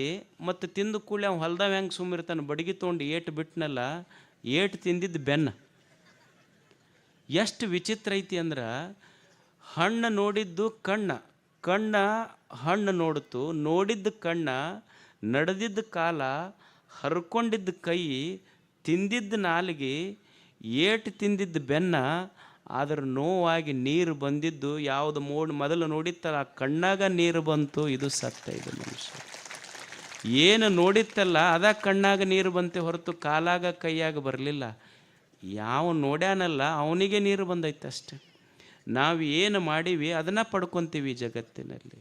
ಅದಕ್ಕೆ ಕೆರೆ ಕಟ್ಟಿಸೋದು, ಜಾತ್ರೆ ಮಾಡೋದು, ದಾಸೋಹ ಮಾಡೋದು, ಚಲೋ ಪುಣ್ಯದ ಕೆಲಸ. ಮನುಷ್ಯ ಜೀವನದಲ್ಲಿ ಮಾಡ್ತಾ ಹೋಗಬೇಕು, ಸಂತೋಷವಾಗಿ ಬದುಕಬೇಕು. ಇದು ಜೀವನದ ಸಾರ್ಥಕತೆ ಅಂಥೇಳಿ ತಮಗೆಲ್ಲ ಒಳ್ಳೆಯದಾಗಲಿ ಅಂತ ಹಾರೈಸಿ ನಮ್ಮ ಮಾತುಗಳನ್ನು ಮುಗಿಸ್ತಾರೆ. ಬಂದು ಗುರುಗಳ ಹತ್ರ ನಮಸ್ಕಾರ ಮಾಡಿ ಅವ್ರು ಹೇಳೋದು ಏನಂದ್ರೆ, ಯಪ್ಪ ಮಗನಿಗೆ ಕಲ್ಯಾಣ ಆಗುತ್ತೆ. ಕಲ್ಯಾಣ ಅಂದ್ರೆ ಮದುವೆ ಆಗ್ಬೇಕಂತ ಅಷ್ಟ ನಮ್ಗೆ. ಯಪ್ಪ ನಮ್ಮ ಮಗನಿಗೆ ಕಲ್ಯಾಣ ಆಗ್ಬೇಕು, ಕಲ್ಯಾಣ ಆಗ್ಬೇಕು ಅಂದ್ರೆ ಮದುವೆ ಆಗ್ಬೇಕಂತ ನಮ್ಮ ದೃಷ್ಟಿ. ಯಾರೋ ಒಬ್ಬ ಹೆಣ್ಮಗಳು ಬಂದು ಹೇಳಿದ್ಲಂತ ಗುರುಗಳಿಗೆಪ್ಪ ಮಗನಿಗೆ ಆಶೀರ್ವಾದ ಮಾಡಿ. ಏನ್ ಆಶೀರ್ವಾದ ಮಾಡಲಿ ಅಂತ ಕೇಳಿದ್ರು ಅವ್ರು ಗುರುಗಳು. ಅವಾಗ ಆ ಎಮ್ಮ ಹೇಳಿದ್, ಏನಿಲ್ಲ, ಮಗನಿಗೆ ಮದುವೆ ಆಗಿ ಸುಖವಾಗಿರುವಂಗ ಆಶೀರ್ವಾದ ಮಾಡಿ. ಅವ್ರ ಗುರುಗಳು ಅಂದ್ರೆ ಇದು ಸಾಧ್ಯ ಇಲ್ಲ. ಮದುವೆ ಆಗಿ ಸುಖವಾಗಿರುವಂಗ ಎರಡೂ ಕೂಡಿ ಮಾಡಕ್ ಆಗೋದಿಲ್ಲ. ಮದುವೆ ಆಗ್ಲಂತರ ಒಂದು ಮಾಡ್ತೀನಿ, ಇಲ್ಲ ಸುಖವಾಗಿರ್ಲಂತರ ಒಂದು ಮಾಡ್ತೀನಿ. ಎರಡು ಕೂಡಿ ಮಾಡಂದ್ರೆ ಆಗೋದಿಲ್ಲ, ಅದು ಆಗಕ್ಕೂ ಸಾಧ್ಯ ಇಲ್ಲ. ಅದು ನೀವು ಇದು ಶಬ್ದ ಕೇಳಿದ್ರೆ, ಈ ಮದುವೆ ಐತಲ್ಲ, ಮದುವೆಗೆ ಇಂಗ್ಲಿಷ್ನಾಗ ಏನಂತ ವೆಡ್ಡಿಂಗ್ ಅಂತ. ಇನ್ನೊಂದು ಶಬ್ದ ಐತಿ ಕೇಳಿರಿಲ್ಲ, ವೆಲ್ಡಿಂಗ್ ಅಂತ ಒಂದೈತಿ. ಈ ವೆಡ್ಡಿಂಗಿಗೂ ವೆಲ್ಡಿಂಗಿಗೂ ಏನ್ ವ್ಯತ್ಯಾಸ ಅಂದ್ರೆ, ಈ ವೆಲ್ಡಿಂಗಿನಾಗ ಮೊದಲು ಕಿಡಿ ಹಾರ್ತೈತಿ, ಆಮೇಲೆ ಕೂಡ್ತಾವ. ಈ ವೆಡ್ಡಿಂಗಿನಾಗ ಮೊದಲು ಕೂಡ್ತಾವ, ಆಮೇಲೆ ಕಿಡಿ ಹಾರಕ್ ಶುರು ಆಗ್ತೈತಿ.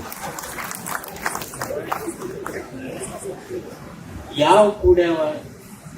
ಏನು ಮದುವೆ ಆಗಿ ಹೊಸದಾಗಿರೋದು ಚಲೋ ಇರ್ತೈತಿ. ಆಮೇಲೆ ಹೆಣ್ಮಗಳು ತವ್ರ ಮನೆಗೆ ಹೋಗಿದ್ಲ, ಹೋಗಿ ಅಲ್ಲಿಂದ ಬೈಯಕ್ ಶುರು ಮಾಡೋದು ಗಂಡ. ಅವಾಗ ಯಜಮಾನ್ ಅಂದವ, ಅಲ್ಲ ಅಲ್ಲಿಗೆ ಹೋಗಿ ಎಲ್ಲ ಸುಮ್ಮನೆ ಇರಬಾರ್ದ, ಈಗ ಯಾಕೆ ಬೈಯಾಕತ್ತೀನಿ, ಇಲ್ಲರೇ ಬಿಟ್ಟು ಬಿಡುವಂತ. ಅಲ್ಲಿ ನಿಮ್ಮ ಮನೆಗೆ ಹೋದ್ರೂ ಬೈಯಾಕತ್ತೀಯಲ್ಲ ನನಗೆ. ಇಲ್ಲಂತೂ ಬೈತಿದ್ದಿ ಪ್ರಶ್ನೆ ಇಲ್ಲ, ನಿಮ್ಮ ಮನೆಗೆ ತವ್ರ ಮನೆಯಾಗದೆ ಅಲ್ಲಿಂದರ ಬೈಯಕ್ ಬಿಡ್ಬೇಕಲ್ಲ ನನಗೆ.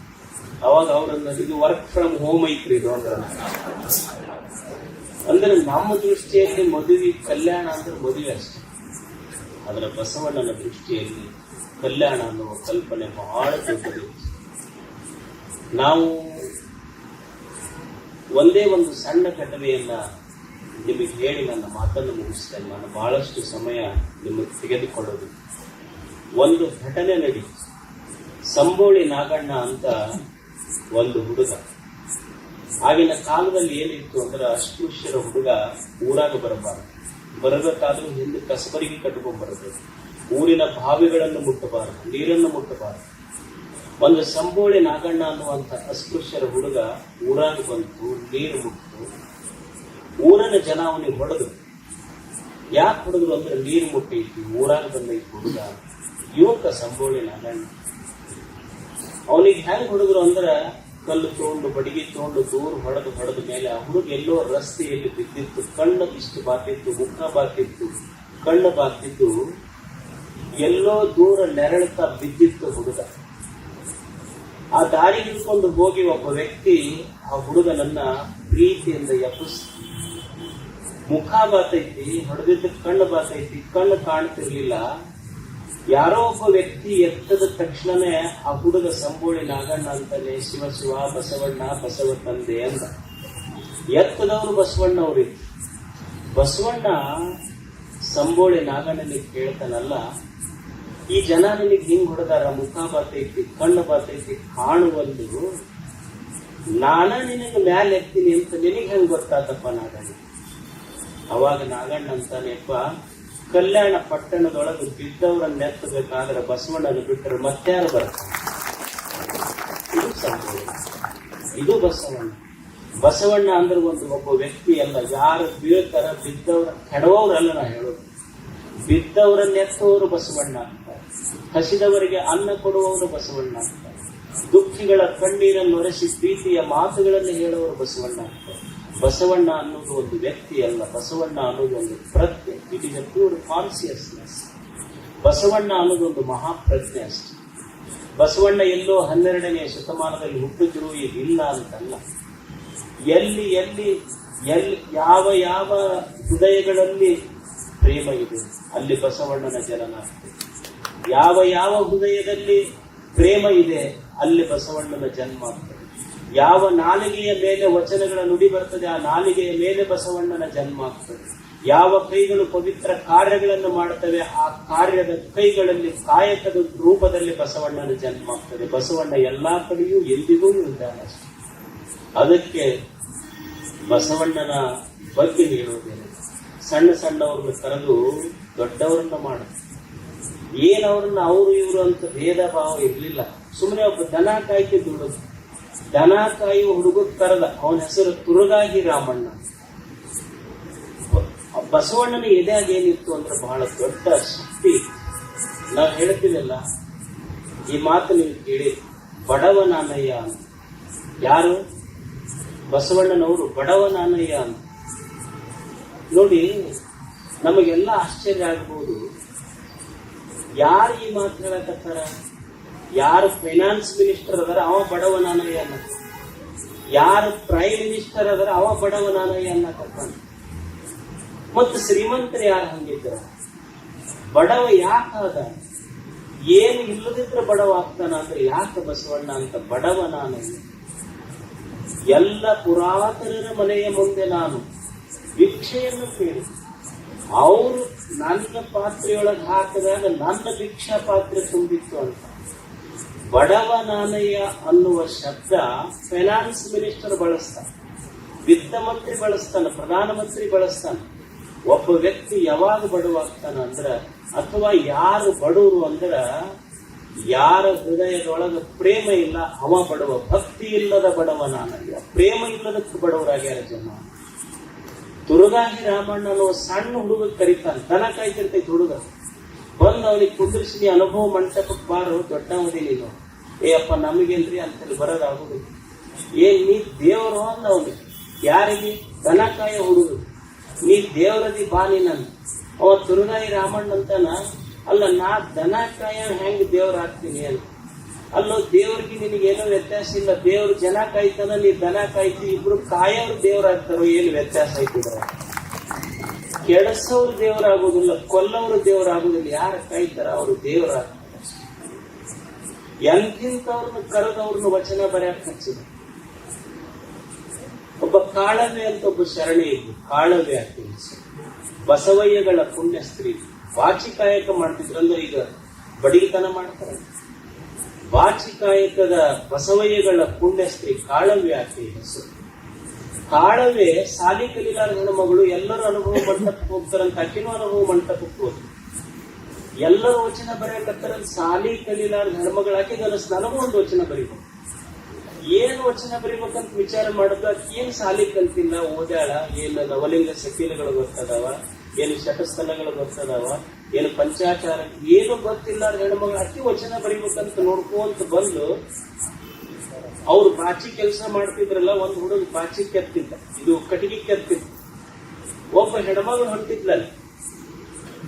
ಆ ಹೆಣ್ಮಗಳು ಹೋಗೋದನ್ನ ಈ ಹುಡುಗ ನೋಡು. ಈಕೆ ಕಾಳವೆ ಅನುಭವ ಮಂಟಪದಿಂದ ಬರಾಕತ್ತಿದ್ನಲ್ಲ, ಈ ಬಾಚಿ ಕೆತ್ತಗೋ ಅಂತ ಈ ಹುಡುಗ ಹೆಣ್ಮಗಳ ಕಡೆ ನೋಡ್ತಲ್ಲ, ಕಣ್ಣ ಹೆಣ್ಣಿನ ಕಡೆ ಹೋದ್ದು, ಕೈಯಾಗಿರೋ ಬಾಚಿ ಕಾಲಿನ ಕಡೆ ಬಂತಲ್ಲ, ಕೈ ತಪ್ಪಿ ಕೆತ್ತಲು ಕಾಲಿಗೆ ಮೂಲ ಅಂತ ಒಂದು ಲೈನ್ ಬರಲ್ಲ. ಆಮೇಲೆ ಮತ್ ಹಾಂಗ ಮನ್ಯಾಗ ಹೋಗಿ ಅಡಿಗೆ ಗಿಡಿ ಮಾಡೋದ್ರಾಗ ಹಿತ್ತಲ್ದಾಗ ಹೋದ್ಲು. ಮನಿ ಮಗ್ಗಲ್ ಹೆಣ್ಮಗಳು ಗಂಡನು ಕೂಡ ಬಾಯಿ ಮಾಡಾಕತ್ತಿತ್ತು. ಅದು ಗಲ್ಲ ಬಾಯಿ ಮಾಡೋದು ಕೇಳಿ ಸಾಕಾಗಿತ್ತಲ್ಲ, ಅವ್ನು ಜೋರ್ ತೆಗೆದು ಕಪಾಳಕ್ಕೆ ಕೊಟ್ಟ, ಬಾಯನ್ ಹಲ್ಲ ಉದುರಿದಿತ್ತು.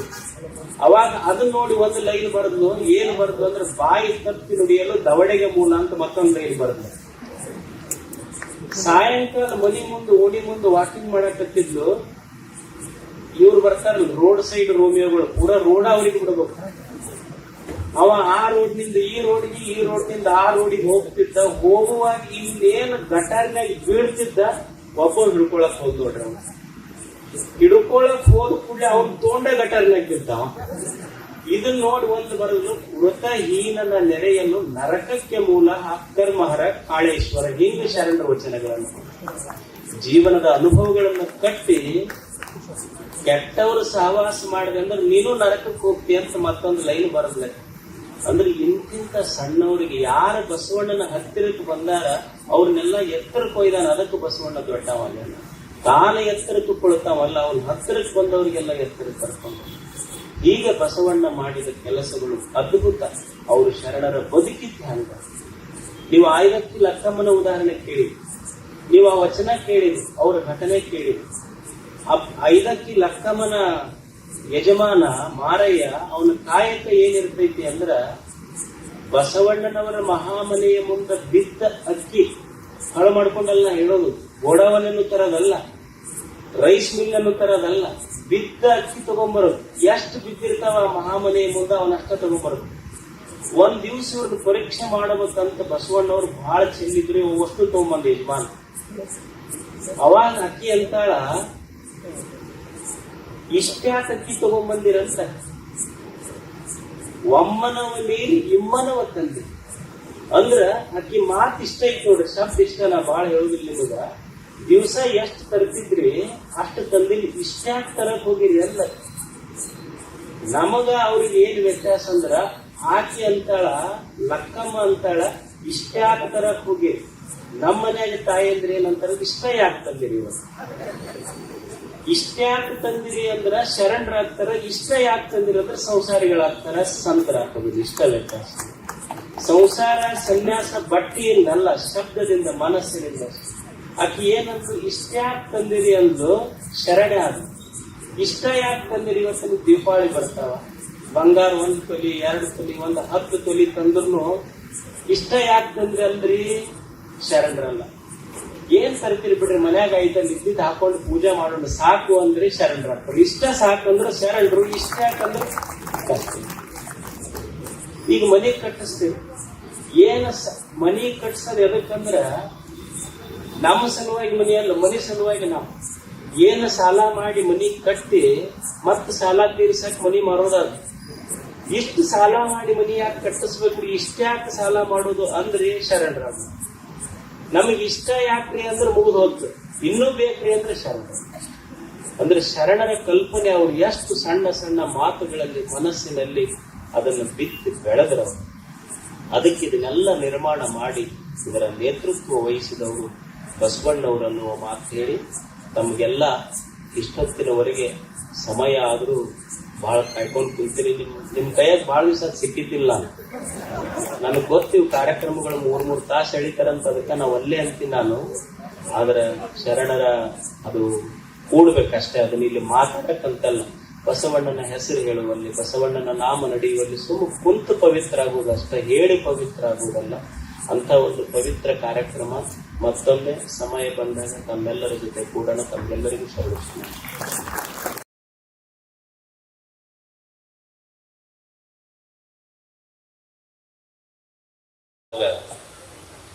ಬರೇ ಬಸವಣ್ಣವ್ರನ್ನಷ್ಟ ಗಮನ ಇಟ್ಕೊಬಾರದು. BP ಇದ್ದವ್ರದಾರ, ಶುಗರ್ ಇದ್ದವ್ರದಾರ, ಅವರು ಪಾಪ ಹೆಚ್ಚು ಕಡಿಮೆಯಾಗಿ ನಾಳೆ ಬಸವಣ್ಣವ್ರ ಮೂರ್ತಿ ತೆಗೆದು ಇವರು ಮೂರ್ತಿಗಳು ಕುಂದಿರ್ಸೋದು ಅಂದ್ರೆ ಎಲ್ಲನೂ ಗಮನ ಇಟ್ಕೋಬೇಕು. ಪಾಪ ಎಷ್ಟೋ ಮಂದಿಗೆ ಮಂಡಿ ನೋವು ಅದಾವ, ಈಗ ಎದ್ದು ಹೊತ್ಕೊಂಡ ಹೋಗ್ಬೇಕು ಮನೆಗೆ. ಎಷ್ಟೋ ಮಂದಿ ಕರ್ಕೊಂಡು ಹೋಗೋದು ದೂರ ಉಳಿತು.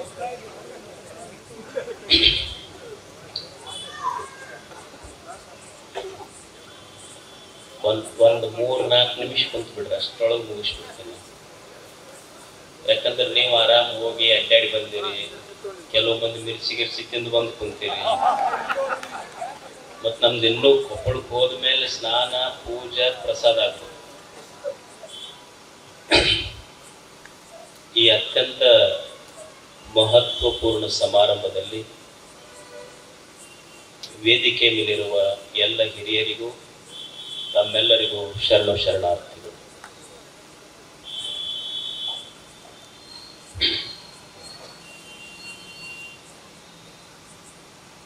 ಹನ್ನೆರಡನೆಯ ಶತಮಾನ ಈ ನೆಲದ ಇತಿಹಾಸದಲ್ಲಿ ಒಂದು ಅಭೂತಪೂರ್ವ ಕ್ಷಣ. ಕ್ರಿಸ್ತಶಕ 1215ರಲ್ಲಿ ಬ್ರಿಟಿಷ್ ಮ್ಯಾಗ್ನಾ ಕಾರ್ಟಾ ಅಂತ. ಬ್ರಿಟಿಷ್ ಮ್ಯಾಗ್ನಾ ಕಾರ್ಟಾ ಅಂದ್ರೆ ಬ್ರಿಟಿಷ್ ಸಂವಿಧಾನಕ್ಕೆ ಸಂವಿಧಾನಗಳ ತಾಯಿ ಅಂತ ಕರೀತಾರೆ. ಬ್ರಿಟಿಷ್ ಮ್ಯಾಗ್ನಾ ಕಾರ್ಟಾ ಅಂದ್ರೆ ಅಲ್ಲಿ ಅರಸೊತ್ತಿಗೆ ಇತ್ತು. ಅಲ್ಲಿ ಪ್ರಜಾಪ್ರಭುತ್ವ, ವ್ಯಕ್ತಿಗಳ ಹಕ್ಕುಗಳ ಬಗ್ಗೆ ಮೊಟ್ಟ ಮೊದಲು ಚರ್ಚೆ ಆಯಿತು. ಅದಕ್ಕೆ ಬ್ರಿಟಿಷ್ ಮ್ಯಾಗ್ನಾ ಕಾರ್ಟಾ ಅಂತಾರೆ. ಅದು 1215ರಲ್ಲಿ ಬಂತು. ಆಶ್ಚರ್ಯ ಅಂದ್ರೆ ಅದಕ್ಕಿಂತ ಒಂದು ಶತಮಾನಗಳ ಮುಂಚೆ ಭಾರತದಲ್ಲಿ, ವಿಶೇಷವಾಗಿ ಕನ್ನಡದ ಮಣ್ಣಲ್ಲಿ ಬಸವಣ್ಣನವರ ನೇತೃತ್ವದಲ್ಲಿ first religious parliament of this world, ಜಗತ್ತಿನ ಮೊಟ್ಟ ಮೊದಲ ಸಂವಿಧಾನ ರಚನೆಯಾಯಿತು. ಎಂತೆಂಥವರಲ್ಲೆಲ್ಲ ಬಂದರು. ಇವತ್ತು ನಾವು ಇಂಟರ್ನೆಟ್ಟು, ಫೇಸ್ಬುಕ್ಕು, ಗೂಗಲ್ಲು, ಇನ್ನೊಂದು ಹೇಳ್ತೀವಿ. ಯಾವುದೇ ಮಾಧ್ಯಮಗಳು ಇಲ್ಲದ ಕಾಲದಲ್ಲಿ ಬಸವಣ್ಣ ಅಫಘಾನಿಸ್ತಾನಕ್ಕೆ ಮುಟ್ಟಿದ್ದ. ಅಫಘಾನಿಸ್ತಾನದಿಂದ ಮರುಳು ಶಂಕರ ದೇವರು ಕಲ್ಯಾಣಕ್ಕೆ ಬಂದ. ಕಾಶ್ಮೀರದ ಮಹಾದೇವ ಭೂಪಾಲ ಕಲ್ಯಾಣಕ್ಕೆ ಬಂದಿದ್ದ. ಗುಜರಾತದ ಆದಯ ಬಂದಿದ್ದ.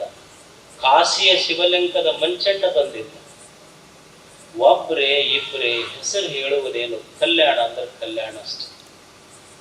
ಬಸವಣ್ಣನವರ ದೃಷ್ಟಿಯಲ್ಲಿ ಕಲ್ಯಾಣ ಅನ್ನೋದು it was not a village, it was a vision, it was a mission for him. Kalyana ಅನ್ನೋದು ಒಂದು ದೂರದೃಷ್ಟಿತ್ವ ಆಗಿತ್ತು ಅವರ ದೃಷ್ಟಿ. ನಮ್ಮ ಕಲ್ಯಾಣಕ್ಕೂ ಅವರ ಕಲ್ಯಾಣಕ್ಕೂ ಬಹಳ ವ್ಯತ್ಯಾಸ ಇದೆ. ಬಸವಣ್ಣನ ದೃಷ್ಟಿಯಲ್ಲಿ ಕಲ್ಯಾಣ ಅಂದ್ರೆ ಅದು ಆತ್ಮ ಕಲ್ಯಾಣ, ಸಮಾಜ ಕಲ್ಯಾಣ, ವಿಶ್ವ ಕಲ್ಯಾಣ.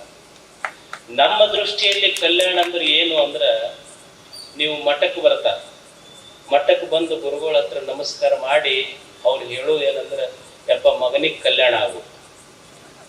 ಕಲ್ಯಾಣ ಅಂದ್ರೆ ಮದುವೆ ಆಗ್ಬೇಕಂತ ಅಷ್ಟ ನಮ್ದು ದೃಷ್ಟಿ. ಯಪ್ಪ ನಮ್ಮ ಮಗನಿಗೆ ಕಲ್ಯಾಣ ಆಗ್ಬೇಕು, ಕಲ್ಯಾಣ ಆಗ್ಬೇಕು ಅಂದ್ರೆ ಮದುವೆ ಆಗ್ಬೇಕಂತ ನಮ್ಮ ದೃಷ್ಟಿ. ಯಾರೋ ಒಬ್ಬ ಹೆಣ್ಮಗಳು ಬಂದು ಹೇಳದಂತ ಗುರುಗಳಿಗೆಪ್ಪ ಮಗನಿಗೆ ಆಶೀರ್ವಾದ ಮಾಡು. ಏನು ಆಶೀರ್ವಾದ ಮಾಡಲಿ ಅಂತ ಕೇಳಿದ್ರು ಅವ್ರ ಗುರುಗಳು. ಅವಾಗ ಆ ಎಮ್ಮ ಹೇಳಿದ್ರು, ಏನಿಲ್ಲ, ಮಗನಿಗೆ ಮದುವೆ ಆಗಿ ಸುಖವಾಗಿರುವಂಗೆ ಆಶೀರ್ವಾದ ಮಾಡಿ. ಅವ್ರ ಗುರುಗಳು ಅಂದ್ರೆ ಇದು ಸಾಧ್ಯ ಇಲ್ಲ.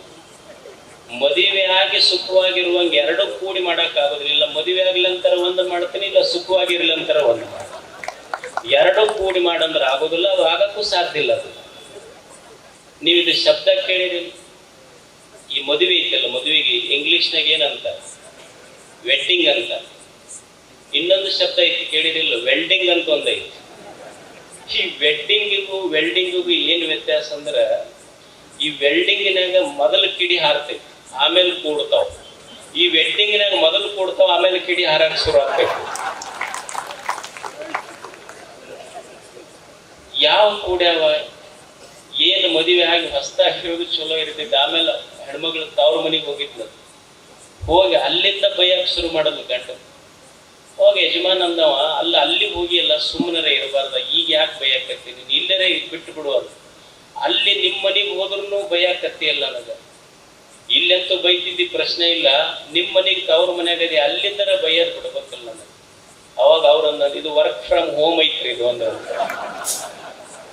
ಅಂದ್ರೆ ನಮ್ಮ ದೃಷ್ಟಿಯಲ್ಲಿ ಮದುವೆ ಕಲ್ಯಾಣ ಅಂದ್ರೆ ಮದುವೆ ಅಷ್ಟೇ. ಅದರ ಬಸವಣ್ಣನ ದೃಷ್ಟಿಯಲ್ಲಿ ಕಲ್ಯಾಣ ಅನ್ನುವ ಕಲ್ಪನೆ ಬಹಳ ದೊಡ್ಡದಿತ್ತು. ನಾವು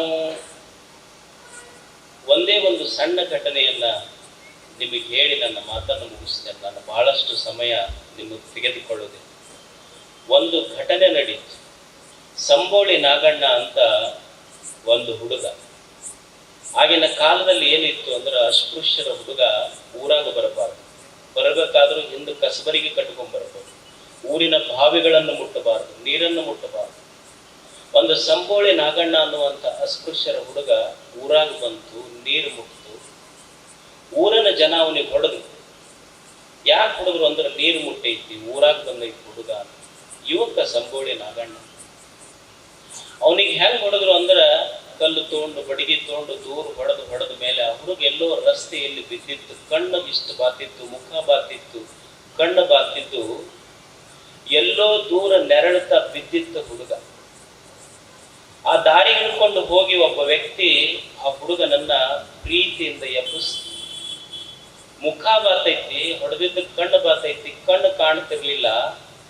ಯಾರೋ ಒಬ್ಬ ವ್ಯಕ್ತಿ ಎತ್ತದ ತಕ್ಷಣನೇ ಆ ಹುಡುಗ ಸಂಬೋಳಿ ನಾಗಣ್ಣ ಅಂತಾನೆ, ಶಿವ ಶಿವ ಬಸವಣ್ಣ, ಬಸವ ತಂದೆ ಅಂದ. ಎತ್ತದವರು ಬಸವಣ್ಣವರಿದ್ರು. ಬಸವಣ್ಣ ಸಂಬೋಳಿ ನಾಗಣ್ಣನಿಗೆ ಕೇಳ್ತಾನಲ್ಲ, ಈ ಜನ ನಿನಗೆ ಹಿಂಗ್ ಹೊಡೆದಾರ, ಮುಖ ಬಾತೈತಿ, ಕಣ್ಣು ಬಾತೈತಿ, ಕಾಣುವಲ್ದು, ನಾನಾ ನಿನಗೆ ಮ್ಯಾಲೆ ಎತ್ತೀನಿ ಅಂತ ನಿನಗೆ ಹೆಂಗ್ ಗೊತ್ತಾತಪ್ಪ ನಾಗಣ್ಣ? ಅವಾಗ ನಾಗಣ್ಣ ಅಂತಾನೆಪ್ಪ, ಕಲ್ಯಾಣ ಪಟ್ಟಣದೊಳಗೆ ಬಿದ್ದವರನ್ನ ಎತ್ತಬೇಕಾದ್ರೆ ಬಸವಣ್ಣನ ಬಿಟ್ಟರೆ ಮತ್ಯಾರು ಬರ್ತಾರೆ? ಇದು ಸಂಬೋಳಿ, ಇದು ಬಸವಣ್ಣ. ಬಸವಣ್ಣ ಅಂದ್ರೆ ಒಬ್ಬ ವ್ಯಕ್ತಿ ಅಲ್ಲ. ಯಾರು ಬೀಳ್ತಾರ ಬಿದ್ದವ್ರ ಕೆಡವವ್ರಲ್ಲ ನಾ ಹೇಳೋದು, ಬಿದ್ದವರನ್ನೆತ್ತೋರು ಬಸವಣ್ಣ ಅಂತ, ಹಸಿದವರಿಗೆ ಅನ್ನ ಕೊಡುವವರು ಬಸವಣ್ಣ ಅಂತ, ದುಃಖಿಗಳ ಕಣ್ಣೀರನ್ನು ಒರೆಸಿ ಪ್ರೀತಿಯ ಮಾತುಗಳನ್ನು ಹೇಳುವವರು ಬಸವಣ್ಣ ಅಂತ. ಬಸವಣ್ಣ ಅನ್ನೋದು ಒಂದು ವ್ಯಕ್ತಿ ಅಲ್ಲ, ಬಸವಣ್ಣ ಅನ್ನೋದು ಒಂದು ಪ್ರಜ್ಞೆ. It is a pure consciousness. Basavanna ಅನ್ನೋದು ಒಂದು ಮಹಾಪ್ರಜ್ಞೆ ಅಷ್ಟೆ. ಬಸವಣ್ಣ ಎಲ್ಲೋ 12ನೇ ಶತಮಾನದಲ್ಲಿ ಹುಟ್ಟಿದ್ರು ಈಗ ಇಲ್ಲ ಅಂತಲ್ಲ. ಎಲ್ಲಿ ಎಲ್ಲಿ ಎಲ್ಲಿ ಯಾವ ಯಾವ ಹೃದಯಗಳಲ್ಲಿ ಪ್ರೇಮ ಇದೆ ಅಲ್ಲಿ ಬಸವಣ್ಣನ ಜನನ. ಯಾವ ಯಾವ ಹೃದಯದಲ್ಲಿ ಪ್ರೇಮ ಇದೆ ಅಲ್ಲಿ ಬಸವಣ್ಣನ ಜನ್ಮ ಆಗ್ತದೆ. ಯಾವ ನಾಲಿಗೆಯ ಮೇಲೆ ವಚನಗಳ ನುಡಿ ಬರ್ತದೆ ಆ ನಾಲಿಗೆಯ ಮೇಲೆ ಬಸವಣ್ಣನ ಜನ್ಮ ಆಗ್ತದೆ. ಯಾವ ಕೈಗಳು ಪವಿತ್ರ ಕಾರ್ಯಗಳನ್ನು ಮಾಡ್ತವೆ ಆ ಕಾರ್ಯದ ಕೈಗಳಲ್ಲಿ ಕಾಯಕದ ರೂಪದಲ್ಲಿ ಬಸವಣ್ಣನ ಜನ್ಮ ಆಗ್ತದೆ. ಬಸವಣ್ಣ ಎಲ್ಲಾ ಕಡೆಯೂ ಎಂದಿಗೂ ಇದ್ದಾನೆ ಅಷ್ಟೆ. ಅದಕ್ಕೆ ಬಸವಣ್ಣನ ಬಗ್ಗೆ ಹೇಳುವುದೇನಿದೆ, ಸಣ್ಣ ಸಣ್ಣವ್ರನ್ನ ಕರೆದು ದೊಡ್ಡವರನ್ನ ಮಾಡ. ಏನವ್ರನ್ನ ಅವರು ಇವರು ಅಂತ ಭೇದ ಭಾವ ಇರಲಿಲ್ಲ. ಸುಮ್ಮನೆ ಒಬ್ಬ ದನ ಕಾಯ್ತಿದ್ದ ಹುಡುಗ, ದನ ಕಾಯುವ ಹುಡುಗ ಕರೆದ, ಅವನ ಹೆಸರು ತುರಗಾಹಿ ರಾಮಣ್ಣ. ಬಸವಣ್ಣನ ಎದೆ. ವೇದಿಕೆ ಮೇಲಿರುವ ಎಲ್ಲ ಪೂಜ್ಯ ಶ್ರೀಗಳ ಚರಣಗಳಿಗೆ ನಮಸ್ಕರಿಸಿ, ಈ ಸಮಾರಂಭದಲ್ಲಿ ಅತ್ಯಂತ ಶ್ರದ್ಧೆಯಿಂದ ಆಸಕ್ತಿಯಿಂದ ಕುಳಿತಿರುವಂಥ ತಮ್ಮೆಲ್ಲರಿಗೂ ಶರಣು ಶರಣಾರ್ಥಿಗಳು.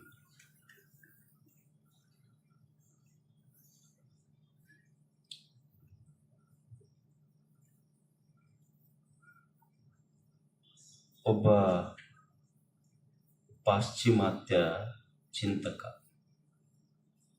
ಅವನ ಹೆಸರು ಸ್ಟೀವನ್ಸನ್. ಆ ಸ್ಟೀವನ್ಸನ್ ಒಂದು ಚಿಂತನೆ ಪ್ರಾರಂಭಿಸಿದ. ಈ ಜಗತ್ತಿನ ಕತ್ತಲೆ ಹೋಗಬೇಕಲ್ಲ, ಏನು ಮಾಡುವುದು? ಕತ್ತಲೆಯ ಬಗ್ಗೆ ಬೈದ್ರ ಕತ್ತಲೆ ಹೋಗ್ತದೆ. ಕತ್ತಲೆಯನ್ನ ಒಂದು ರೂಮಿನಲ್ಲಿ ಕೂಡಿ ಹಾಕಲಿಕ್ಕೆ ಸಾಧ್ಯ ಇದೆಯೇನು? ಕತ್ತಲೆಯನ್ನ ಬಡದರ ಕತ್ತಲೆ ಹೋಗ್ತದೇನು? ಸ್ಟೀವನ್ಸನ್ ಅಂತಾನೆ, ಬೈಯುವುದರಿಂದ ಕತ್ತಲೆ ಹೋಗುವುದಿಲ್ಲ, ಬಡಿಯುವುದರಿಂದ ಕತ್ತಲೆ ಹೋಗುವುದಿಲ್ಲ, ರೂಮಿನಲ್ಲಿ ಕೂಡಿ ಹಾಕುವುದರಿಂದನೂ ಕತ್ತಲೆ ಹೋಗುವುದಿಲ್ಲ. ಕತ್ತಲೆ ಹೋಗಬೇಕಾದ್ರೆ ಏನೂ ಮಾಡಬೇಕಾಗಿಲ್ಲ, ದೀಪ ಹಚ್ಚು, ಕತ್ತಲೆ ತನ್ನಷ್ಟಕ್ಕೆ ತಾನೇ ಹೋಗ್ತದೆ. Instead of cursing the darkness, light a candle. ಕತ್ತಲೆಯನ್ನು ಬೈಯುವುದಕ್ಕಿಂತ ದೀಪ ಹಚ್ಚು ಕೆಲಸ ಮಾಡಬೇಕು ಮನುಷ್ಯ. ದೀಪ ಅಷ್ಟು ದೊಡ್ಡದ ಜಗತ್ತಿನೊಳಗೆ, ಅದು ಬೆಳಕ ಕೊಡ್ತೈತಿ ಎಲ್ಲರಿಗೂ. ಬೆಳಕಿಗೆ ಅಷ್ಟು ಪ್ರಾಮುಖ್ಯತೆ ಇದೆ ವಿಶ್ವದೊಳಗೆ.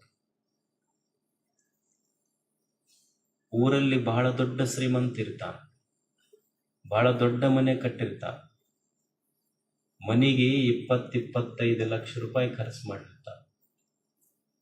20-25 ಲಕ್ಷ ರೂಪಾಯಿ ಖರ್ಚು ಮಾಡಿ ಒಂದು ದಿವಸ ಮನೆ ಕಟ್ತಾನ. ಆ ಕಟ್ಟಿದ ಮನೆ ಒಂದು ದಿವಸ ಉದ್ಘಾಟನೆ ಮಾಡ್ತಾನ.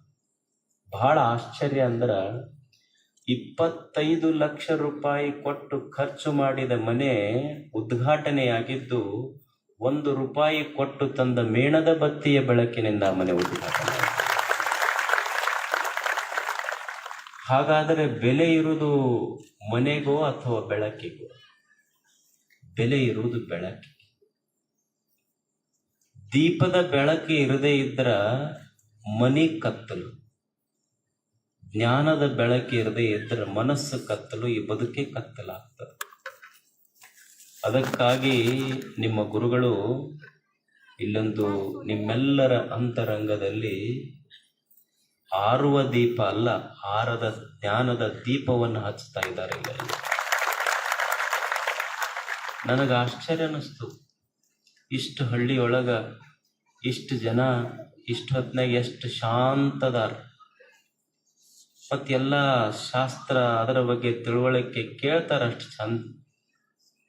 ಇದು ಬಹಳ ಕಡಿಮೆ. ಈಗ ಇಂಥ ಭಕ್ತರು ಸಿಗೋದು ಬಹಳ ಕಡಿಮೆ. ಹೆಂಗೆ ಸಿಗ್ತಾರಂದ್ರ, ನೀವು ಅಕಸ್ಮಾತ್ ಗುರುಗಳು ಸಕ್ರೆ ಕೊಟ್ರು ಅಂದ್ರೆ ಅವು ಸಕ್ರೆ ಎಣಿಸಿ ಮಟಗಾದ ನಂಬರ್ ಹಚ್ಚೋರು ಸಿಗ್ತಾರೆ ಭಾಳ ಮಂದಿ. ಹಳ್ಳ ಇರ್ತಾವಲ್ಲ, ಸಕ್ರೆ ಕಲ್ ಸಕ್ರೆ ಕೊಟ್ರಿ ಎಷ್ಟು ಅದಾವ ಅಂತ ಎಣಿಸಿ ನಂಬರ್ ಹಚ್ಚೋರು ಸಿಗ್ತಾರೆ. ಇಷ್ಟು 9 ಗಂಟೆಗೆ ಶಾಸ್ತ್ರ ಕೇಳ ಭಕ್ತರು ಬೇಗೂರಾಗ ಸಿಗ್ತಾರೆ, ಮತ್ತೆಲ್ಲಿ ಸಿಗ್ತಾರೆ? ಕಲಿಯುವುದು ಮನುಷ್ಯನ ಜೀವನ ಪ್ರಾರಂಭ ಆಗ್ತದೆ ಹುಟ್ಟಿನಿಂದ, ಸಾವಿನಲ್ಲಿ ಮುಕ್ತಾಯ ಆಗ್ತದೆ. ಈ ಹುಟ್ಟು ಮತ್ತು ಸಾವು ಇವುಗಳ ಮಧ್ಯದಲ್ಲಿ ಬದುಕಿದೆ. ಹುಟ್ಟಿನಿಂದ ಈ ಬದುಕಿನ ಯಾತ್ರೆ ಪ್ರಾರಂಭ ಆಗ್ತದೆ, ಸಾವಿನಲ್ಲಿ ಇದು ಮುಕ್ತಾಯ ಆಗ್ತದೆ.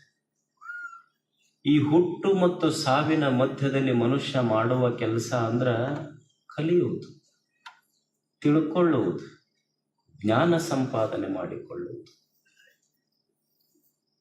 ಹಲವು ಮಾರ್ಗಗಳಿರಬಹುದು. ನಿಸರ್ಗದಿಂದ ಮನುಷ್ಯ ಕಲಿಯಲಿಕ್ಕೆ ಸಾಧ್ಯ ಇದೆ, ಗುರುಗಳ ಮಾತಿನಿಂದ ಮನುಷ್ಯ ಕಲಿಯಲಿಕ್ಕೆ ಸಾಧ್ಯ ಇದೆ, ಜ್ಞಾನಿಗಳ ಅನುಭಾವಿಗಳ ದಾರ್ಶನಿಕರ ನುಡಿಗಳಿಂದ ಮನುಷ್ಯ ಕಲಿಯಲಿಕ್ಕೆ ಸಾಧ್ಯ ಇದೆ, ಸ್ವಾನುಭವದಿಂದ ಮನುಷ್ಯ ಕಲಿಯಲಿಕ್ಕೆ ಸಾಧ್ಯ. ಇದು ಮನುಷ್ಯ ಕಲಿಯಬೇಕಾಗ್ತದೆ. ಇದೊಂದು ಯಾತ್ರೆ. ಇದು ಫ್ರಮ್ ಓಂಬ್ ಟು ಟಾಮ್, ಗರ್ಭದಿಂದ ಗೋರಿಯವರೆಗಿನ ಪಯಣ. ಇದು ಬದುಕು. ಹುಟ್ಟಿನಿಂದ ಸಾವಿನವರೆಗೆ ಎಲ್ಲರಿಂದ ಕಲಿಯುವುದು, ಸ್ವಾನುಭವದಿಂದ ಕಲಿಯುವುದು, ಗುರುಗಳಿಂದ ಕಲಿಯುವುದು, ದಾರ್ಶನಿಕರಿಂದ ಕಲಿಯುವುದು, ನಿಸರ್ಗದಿಂದ ಕಲಿಯುವುದು. ಕಲಿಯುವ ಮನಸ್ಸಿತ್ತು ಅಂದ್ರೆ ವಿಶ್ವವೇ ಗುರುವಾಗ್ತದಷ್ಟೇ. ಕಲಿಯುವ ಮನಸ್ಸು ಬೇಕಾಗ್ತದೆ ಮನುಷ್ಯನಿಗೆ. ಬರೇ ಕಾವ್ಯ ಹಾಕೊಂಡವ್ರು ಅಷ್ಟ ಗುರುಗಳಾಗ್ತಾರಂತಲ್ಲ, ಕಲಿಯುವ ಮನಸ್ಸಿದ್ರೆ ವಿಶ್ವ ಗುರು ಆಗ್ತದ ಅವನಿಗೆ. ನಿಸರ್ಗದಿಂದ ಎಷ್ಟು ಕಲಿಲಿಕ್ಕೆ ಸಾಧ್ಯ ಇಲ್ಲ. ಸರಳ ಬದುಕಿನ ಸೂತ್ರಗಳು ಮನುಷ್ಯ ನಿಸರ್ಗದಿಂದ ಕಲಿಬಹುದು.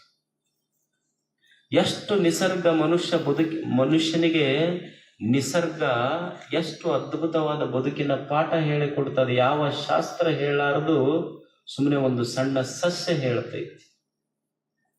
ಒಬ್ಬ ಹಳ್ಳಿಯ ಮನುಷ್ಯ ದಾರಿ ಹಿಡಿದು ಹೊಂಟಿದ್ದ. ಆ ದಾರಿಯಲ್ಲಿ ಒಂದು ಮಾವಿನ ಗಿಡ ಬೆಳೆದಿತ್ತು. ಬ್ಯಾಸಿಗೆ ದಿವಸ ಆ ಗಿಡದೊಳಗ ಹಣ್ಣಾದ ಮಾವು ಬಂದಿತ್ತು. ಮನುಷ್ಯ ಹೋಗಿ ಒಂದು ಜೋರು ಕಲ್ಲು ಒಗದ ಗಿಡಕ್ಕೆ. ಆ ಗಿಡ 2 ಹಣ್ಣು ಉದುರಿ ಬಿತ್ತು. ಹೋಗಿ ಮನುಷ್ಯ ತಿಂದ. ಅವನಿಗೆ ಸಾಕಾಗ್ಲಿಲ್ಲ, ಮತ್ತೊಂದು ಕಲ್ಲು ಒಗದ. ಆ ಗಿಡ ಮತ್ತೆರಡು ಹಣ್ಣು ಕೊಟ್ಟಿತು. ಮತ್ತೆ ತಿಂದ. ಮತ್ತೆ ಸಾಕಾಗ್ಲಿಲ್ಲ, ಮತ್ತೆ ಹೋದ, ಮತ್ತೊಂದು ಕಲ್ಲು ಒಗದ. ಆ ಗಿಡ ಮತ್ತೆರಡು ಹಣ್ಣು ಕೊಟ್ಟಿತು. ಮನುಷ್ಯ ತಿಂದು ಗಿಡದ ಹತ್ರ ಹೋಗಿ ಮಾವಿನ ಗಿಡಕ್ಕೆ ಮಾತಾಡಿಸ್ದ. ಅಲ್ಲ, ನಿನಗಿಷ್ಟು ಸಲ ಕಲ್ಲು ತೊಗೊಂಡು ಹೋಗದೀನಿ, ಬೇಸರ ಆಗ್ಲಿಲ್ಲ, ನನ್ನ ಮನಸ್ಸಿಗೆ ನೋವು ಆಗ್ಲಿಲ್ಲ. ಗಿಡ ಅಂತೂ ನನಗೇನು ನೋವಾಗಿಲ್ಲ ಅಂತದ. ಮನುಷ್ಯ ಅಂದಲ್ಲ, ನಮ್ಮ ಮನುಷ್ಯರೊಳಗೆ ಹಿಂಗೆ ಸ್ವಲ್ಪ ಕಣ್ಣೆತ್ತಿ ನೋಡಿದ್ರೆ ಕಣ್ಣ ಕಿತ್ತಾರ. ನಿನಗೆ 3 ಸಲ ಕಲ್ಲು ತೊಗೊಂಡು ಹೋಗದೀನಿ, ಮನಸ್ಸಿಗೆ ನೋವಾಗಿಲ್ಲ. ಅವಾಗ ಮಾವಿನ ಗಿಡ ಹೇಳುತ್ತೆ, ಇಲ್ಲ, ನನಗೇನು ನೋವಾಗಿಲ್ಲ. ನಿನಗಿಷ್ಟು ಸಲ ಕಲ್ಲು ತೊಗೊಂಡು ಹೋಗಿದ್ರು ನಿನಗ್ಯಾಕೆ ನೋವಾಗಲಿಲ್ಲ? ಅವಾಗ ಮಾವಿನ ಗಿಡ ಹೇಳ್ತು, ಇಲ್ಲ, ನಮ್ಮ ತಾಯಿ ನನಗೊಂದು ಮಾತು ಹೇಳ್ಯಾಳ. ಏನ್ ಹೇಳ್ಯಾಳ? ನೋಡ್ತಮ್ಮ, ಈ ಊರಾಗ ನೀ ಬಹಳ ಎತ್ತರ ಬೆಳೆದಿ ಅಂದ್ರೆ ಕಲ್ಲು ತೊಗೊಂಡು ಹೋಗ್ಯವ್ರು ಬಹಳ ಹುಷಾರಿರು ಅಂತ ಹೇಳ್ಯಾಳ ನಮ್ಮವ್ವ ಹೇಳ್ಯಾಳ ನನಗೆ. ನೋಡ್ತಮ್ಮ, ಈ ಊರಾಗ ಬಹಳ ಎತ್ತರ ಬೆಳೆದಿ ಅಂದ್ರ ಕಲ್ಲು ತೊಗೊಂಡು ಹೋಗ್ಯವ್ರು ಬಹಳ. ನಿನ್ನ ಜೀವನ ಸಾರ್ಥಕ ಆಗಬೇಕಾಗಿದ್ರೆ ಒಂದು ಕೆಲಸ ಮಾಡು, ನಿನಗೆ ಯಾರ ಕಲ್ಲು ಒಗಿಲಿ, ಕಲ್ಲು ಒಗದವರಿಗೆಲ್ಲ 2 ಚಲೋ ಹಣ್ಣು ಕೊಡು ಅಂತ ಕಲಿಸ್ಯಾಳ ನಮ್ಮ ತಾಯಿದು. ನಿಸರ್ಗ ಕಲಿಸಿದ ಪಾಠ ಮನುಷ್ಯನಿಗೆ. ಇಲ್ಲೇನು ಯಾವ ಶಾಸ್ತ್ರ ಕಲಿಸದ ಸತ್ಯ ಒಂದು ಸಣ್ಣ ಸಸ್ಯ ಕಲಿಸ್ತಲ್ಲ ಮನುಷ್ಯನಿಗೆ. ಪ್ರತಿ ಕ್ಷಣ ಆ ಕಣ್ಣು ಬೇಕಾಗ್ತದಷ್ಟೇ. ತೆರೆದ ಕಣ್ಣಿನಿಂದ ವಿಶ್ವವನ್ನು ನೋಡಿದ್ರೆ ಮನುಷ್ಯಗ ವಿಶ್ವ ಗುರು ಆಗ್ತದೆ, ಶಿಕ್ಷಕ ಆಗ್ತದೆ. ಈ ಜಗತ್ತೇ ಒಂದು ಪಾಠ ಶಾಲೆ. ಕಲಿಯುವ ಮನಸ್ಸು ಬೇಕಾಗ್ತದೆ ಅಷ್ಟೆ, ಕಲಿಬೇಕಾಗ್ತದೆ ಮನುಷ್ಯ. ಹೇಳಲೇನು ದೊಡ್ಡವರು, ಈ ನಶ್ವರವಾದಂತಹ ಜಗತ್ತಿನಲ್ಲಿ ಮನುಷ್ಯ ಬದುಕುವುದೇ ಹಾಗೆ. ನೀವೆಲ್ಲ ಶಾಸ್ತ್ರ ಕೇಳಿದ್ದೀರ. ಯಾವುದು ಸತ್ಯ ಈ ಜಗತ್ತಿನಲ್ಲಿ, ಯಾವುದು ಅಸತ್ಯವಾಗಿದೆ, ಇದರ ವಿವೇಚನೆಯನ್ನು ಮಾಡಿದರು ದೊಡ್ಡವರು. ಈ ನಶ್ವರವಾದಂತಹ ಜಗತ್ತಿನಲ್ಲಿ ಮನುಷ್ಯ ಬದುಕುವ ಕಲಾ, ಆರ್ಟ್ ಆಫ್ ಲಿವಿಂಗ್ ಕಲಿಬೇಕಲ್ಲ, ಹೇಗೆ ಬದುಕಬೇಕಾದ. ಒಬ್ಬ ಜ್ಞಾನಿ ಎಷ್ಟು ಸುಂದರ ಮಾತು ಬರೀತಾರೆ. ಇಲ್ಲಿರುವುದೆಲ್ಲ ಶಾಶ್ವತವಾಗಿರುವಂತಹದ್ದು, ನಶ್ವರವಾಗಿರುವಂತಹದ್ದು. ಈ ನಶ್ವರವಾದ ಜಗತ್ತಿನ ಮಧ್ಯದಲ್ಲಿ, ದುಃಖಮಯವಾದ ಈ ಜಗತ್ತಿನ ಮಧ್ಯದಲ್ಲಿ ಸಂತೋಷದ ಬದುಕ ಕಟ್ಟುವುದು ಹೆಂಗ ಅಂತ ಕಲಿಸಿಕೊಡ್ತಾನ ಸಂತನ. ಒಂದು ಸೂತ್ರ ಬರೀತಾನ, ಅನಿತ್ಯಾನಿ ಶರೀರಾಣಿ ವಿಭವೋ ನೈವ ಶಾಶ್ವತ. ಶರೀರಾಣಿ, ಮನುಷ್ಯನೇ ಒಂದು ಕ್ಷಣ ವಿಚಾರ ಮಾಡು. ನೀ ಏನು ಬಹಳ ಹ್ಯಾಂಡ್ಸಮ್ ಅವರು ಯಾವ್ಯಾವ ಕ್ರಾಪ್ ಹೇಳಿದ್ರಲ್ಲ ನಿಮ್ಗೆ, ಅವು ನನಗೆ ಬರುದಿಲ್ಲ. ನೀ ಏನು ಹ್ಯಾಂಡ್ಸಮ್ ಅಂತ ಹೇಳಿ ಹೊಂಟಿಯಲ್ಲ, ಇದು ಖಾಯಂ ಹಿಂಗ ಇರ್ತೈತೆ ನೋಡು, ವಿಚಾರ ಮಾಡು. ಈ ದೇಹ ಇದು ಷಟ್ ವಿಕಾರಗಳನ್ನು ಹೊಂದೈತಿ. ಅಸ್ಥಿತೆಯಾದಿಯಾಗಿ ತಾಯಿಯ ಗರ್ಭದೊಳಗೆ ಏನೋ ಒಂದಿಷ್ಟು ತಿಳಿ ಇತ್ತು, ಆಮೇಲೆ ಕೂಸಾತು, ಮತ್ತೊಂದಿಷ್ಟು ಬೆಳೀತು, ಯೌವನಕ್ಕೆ ಬಂತು, ಮತ್ತೊಂದು ಸ್ವಲ್ಪ ಮುಪ್ಪಾತು, ರೋಗ ರುಜಿನಿಗೆ ಬಿತ್ತು, ಒಂದು ದಿವಸ ಸಾವಾತು. ಈ ದೇಹ ಷಡ್ ವಿಕಾರಗಳನ್ನು ಹೊಂದೈತಿ. ಹೊಂದಿ ಒಂದು ದಿವಸ ದೇಹದಿಂದ ಜೀವ ಹೊರಗೆ ಹೋಗಿಬಿಡುತ್ತೈತಿ. ದೇಹ ಖಾಯಂ ಉಳಿದವನು ಯಾರುವರ ಈ ಜಗತ್ತಿನೊಳಗೆ ಎಲ್ಲರೂ, ಎವ್ರಿ ಒನ್ ಹ್ಯಾಸ್ ಟು. ಈ ಮನುಷ್ಯನ ಶರೀರ ಇದು ಅನಿತ್ಯ, ಇದು ಈ ದೇಹ ಅನಿತ್ಯ. ಇದು ಹೆಂಗ ಅನಿತ್ಯ ಅಂದ್ರೆ ನಿಮಗೊಂದು ಎಕ್ಸಾಂಪಲ್ ಕೊಡ್ತೇನೆ. ಈಗ ನೀವು ನೋಡಿ, ನಿಮ್ಮಲ್ಲಿ ಮೊನ್ನೆ ಪಂಚಾಯಿತಿ ಎಲೆಕ್ಷನ್ ಅದು ಇಲ್ಲ. ಈ ಪಂಚಾಯಿತಿ ಎಲೆಕ್ಷನ್ ಒಳಗೆ ಏನಾಗ್ತದೆ, ಒಂದು ಪಂಚಾಯಿತಿ ಅಂತ ಇರ್ತೈತಿ, ಹೌದಾ? ಆ ಪಂಚಾಯಿತಿಗೆ ಒಂದಿಷ್ಟು ಜನ ಮೆಂಬರ್ಸ್ ಇರ್ತಾರೆ. ಅದಕ್ಕೊಬ್ಬ ಅಧ್ಯಕ್ಷ ಆಗ್ತಾನೆ. ಅವ ಅಧ್ಯಕ್ಷ ಎಲ್ಲಿಯವರೆಗೆ ಅಧ್ಯಕ್ಷ ಆಗಿರ್ತಾನ ಅಂದ್ರೆ, ಎಲ್ಲಿಯವರೆಗೆ ಪಂಚಾಯಿತಿ ಮೆಂಬರ್ಸು ಅಧ್ಯಕ್ಷಗೆ ಸಪೋರ್ಟ್ ಮಾಡ್ತಾರ, ಬಹುಮತ ಇರ್ತೈತಿ, ಅಲ್ಲಿಯವರೆಗೆ ಅಧ್ಯಕ್ಷ ಆಗಿ ಉಳಿತಾನ. ಯಾವಾಗ ಪಂಚಾಯಿತಿ ಮೆಂಬರು ಅವ್ರ ಸಪೋರ್ಟ್ ಹಿಂದಕ್ಕೆ ತಕ್ಕೊಂಡ್ರು, ಅವಾಗ ಅಧ್ಯಕ್ಷ ಬಿದ್ದು ಹೋಗ್ತಾನ, ಪಂಚಾಯಿತಿ ಡಿಸಾಲ್ವ್ ಆಗ್ತೈತದ. ಒಂದು ದಿವಸ ಹೋಗೇ ಬಿಡ್ತೈತಿ, ಯಾರೂ ಉಳಿದಿಲ್ಲ ಇಲ್ಲಿ. ವಿಭವೋ ನೈವ ಶಾಶ್ವತ, ಸಂಪತ್ತು ಶಾಶ್ವತವಲ್ಲ. ಮನುಷ್ಯನಿಗೆ ಸಂಪತ್ತು ಅಂದ್ರೆ ಯಾವುದಕ್ಕೆ ಅನ್ನಬೇಕು? ನಾವೇನ್ ತಿಳ್ಕೊಂಡಿವಿ, ಬಂಗಾರ ಬೆಳ್ಳಿ ಇದು ಸಂಪತ್ತು ಅಂತ ನಾವು ತಿಳ್ಕೊಂಡಿವಿ. ಮತ್ತಿದ್ರ ಬೆನ್ನ ಹತ್ತಿ ಹೊಂಟಿವಿ. ಮತ್ತು ನಮಗೆಲ್ಲರಿಗೆ ಏನ್ ಅಪೇಕ್ಷೆ ಅಂದ್ರ, ಬಹಳ ಜಲ್ದಿ ಶ್ರೀಮಂತರಾಗಬೇಕು. Immediately I have to become rich. ಜಲ್ದಿ ಶ್ರೀಮಂತರಾಗಬೇಕಂತೀವಿ, ಇದು ಒಂದೇ ಎಲ್ಲರಿಗೆ ಇರುವುದು. ನನಗೆ ಬಡತನ ಬರಬಾರದು, ನಾ ಬಹಳ ಜಲ್ದಿ ಶ್ರೀಮಂತ ಆಗುದು. ಕೊಟ್ಟ ಅಂಗಡಿ ಇವ ಅಂದ, ನನಗೆ ಒಂದ ಪುಸ್ತಕ ಸಾಕ್ರಿ ಅಂದ. ಇಲ್ಲ, ಒಂದೇ ದಿನದಲ್ಲಿ ಶ್ರೀಮಂತನಾಗುವುದು ಹೇಗೆ ಅನ್ನೋ ಪುಸ್ತಕ ಐತಲ್ಲ, ಅದಕ್ಕೆ 500 ರೂಪಾಯಿ. ಇನ್ನೊಂದು ಪುಸ್ತಕ ಫ್ರೀ ಕೊಡ ಸಂಪತ್ತು. ಹಾಗಾದ್ರೆ ಭೂಮಿಯ ಮೇಲಿನ ನಿಜವಾದ ಸಂಪತ್ತು ಅಂದ್ರೆ ಬಂಗಾರ ಬೆಳ್ಳಿ ಅಲ್ಲ. ಸುಭಾಷಿತಕಾರ ಅಂತಾನೆ, ಈ ಭೂಮಿಯ ಮೇಲಿನ ನಿಜವಾಗ್ಲೂ ಯಾವ್ದಾದ್ರೂ ಸಂಪತ್ತಿದ್ರ ಅನ್ನ, ನೀರು, ಒಳ್ಳೆಯ ಮಾತುಗಳು ನಿಜವಾದ ಸಂಪತ್ತು. ಇದಕ್ಕಿಂತ ದೊಡ್ಡ ಸಂಪತ್ತು ಏನೂ ಇಲ್ಲ. ನಾವೇನು ತಿಳ್ಕೊಂಡಿವೆಲ್ಲ ಈ ಸಂಪತ್ತು ನಿಜವಾದ ಸಂಪತ್ತಲ್ಲ ಅಂತಾರವ್ರು. ಯಾಕಂದ್ರ ನೀವು ನೋಡಿ, ಊರಾಗ ಬಹಳ ದೊಡ್ಡ ಶ್ರೀಮಂತ ಇರಬಹುದು ಅಂತಿರ್ತಾನ. ಅವ ಏನಂತಿರ್ತಾನಂದ್ರ, ಈ ಊರು ಮುಂದ ಏನ್ ಹೊಲ ಐತಲ್ಲ, ಇದಕ್ಕೆಷ್ಟರ ಕಿಮ್ಮತ್ತು ಕಟ್ರಿ ನೀವು, ಅಷ್ಟು ಕಿಮ್ಮತ್ತು ಕೊಟ್ಟು ಖರೀದಿ ಮಾಡ್ತೀನಿ ಅಂತ ಮಾಲಕ್ ಅಂತಿರ್ತಾನ. ಶ್ರೀಮಂತ ಯಾರು ಸಂಪತ್ತನ್ನು ತಗೊಂಡು ಹೋದವ್ರು ಅದಿವೇನು ಖಾಯಮಾಗಿ. ಈಗ ನಾನು ಬಹಳ ಶ್ರೀಮಂತ ಅದೀನಿ ಅಂದ್ರೆ ಒಂದಿಷ್ಟು ವಿ ಆರ್ ಎಲ್ ಒಳಗೆ ಒಂದು ಕ್ವಿಂಟಲ್ ಹಾಕಿ ಕಳಿಸ್ಬೋದು, ತಗೊಂಡು ಹೋಗ್ಬೋದು. ಇಲ್ರಿ ನಂದು ಕಾರ್ ಐತಿ ಅಂದ್ರೆ ಅದ್ರಾಗ ಒಂದು ಅರ್ಧ ಕ್ವಿಂಟಲ್ ಒಯ್ಬೋದು.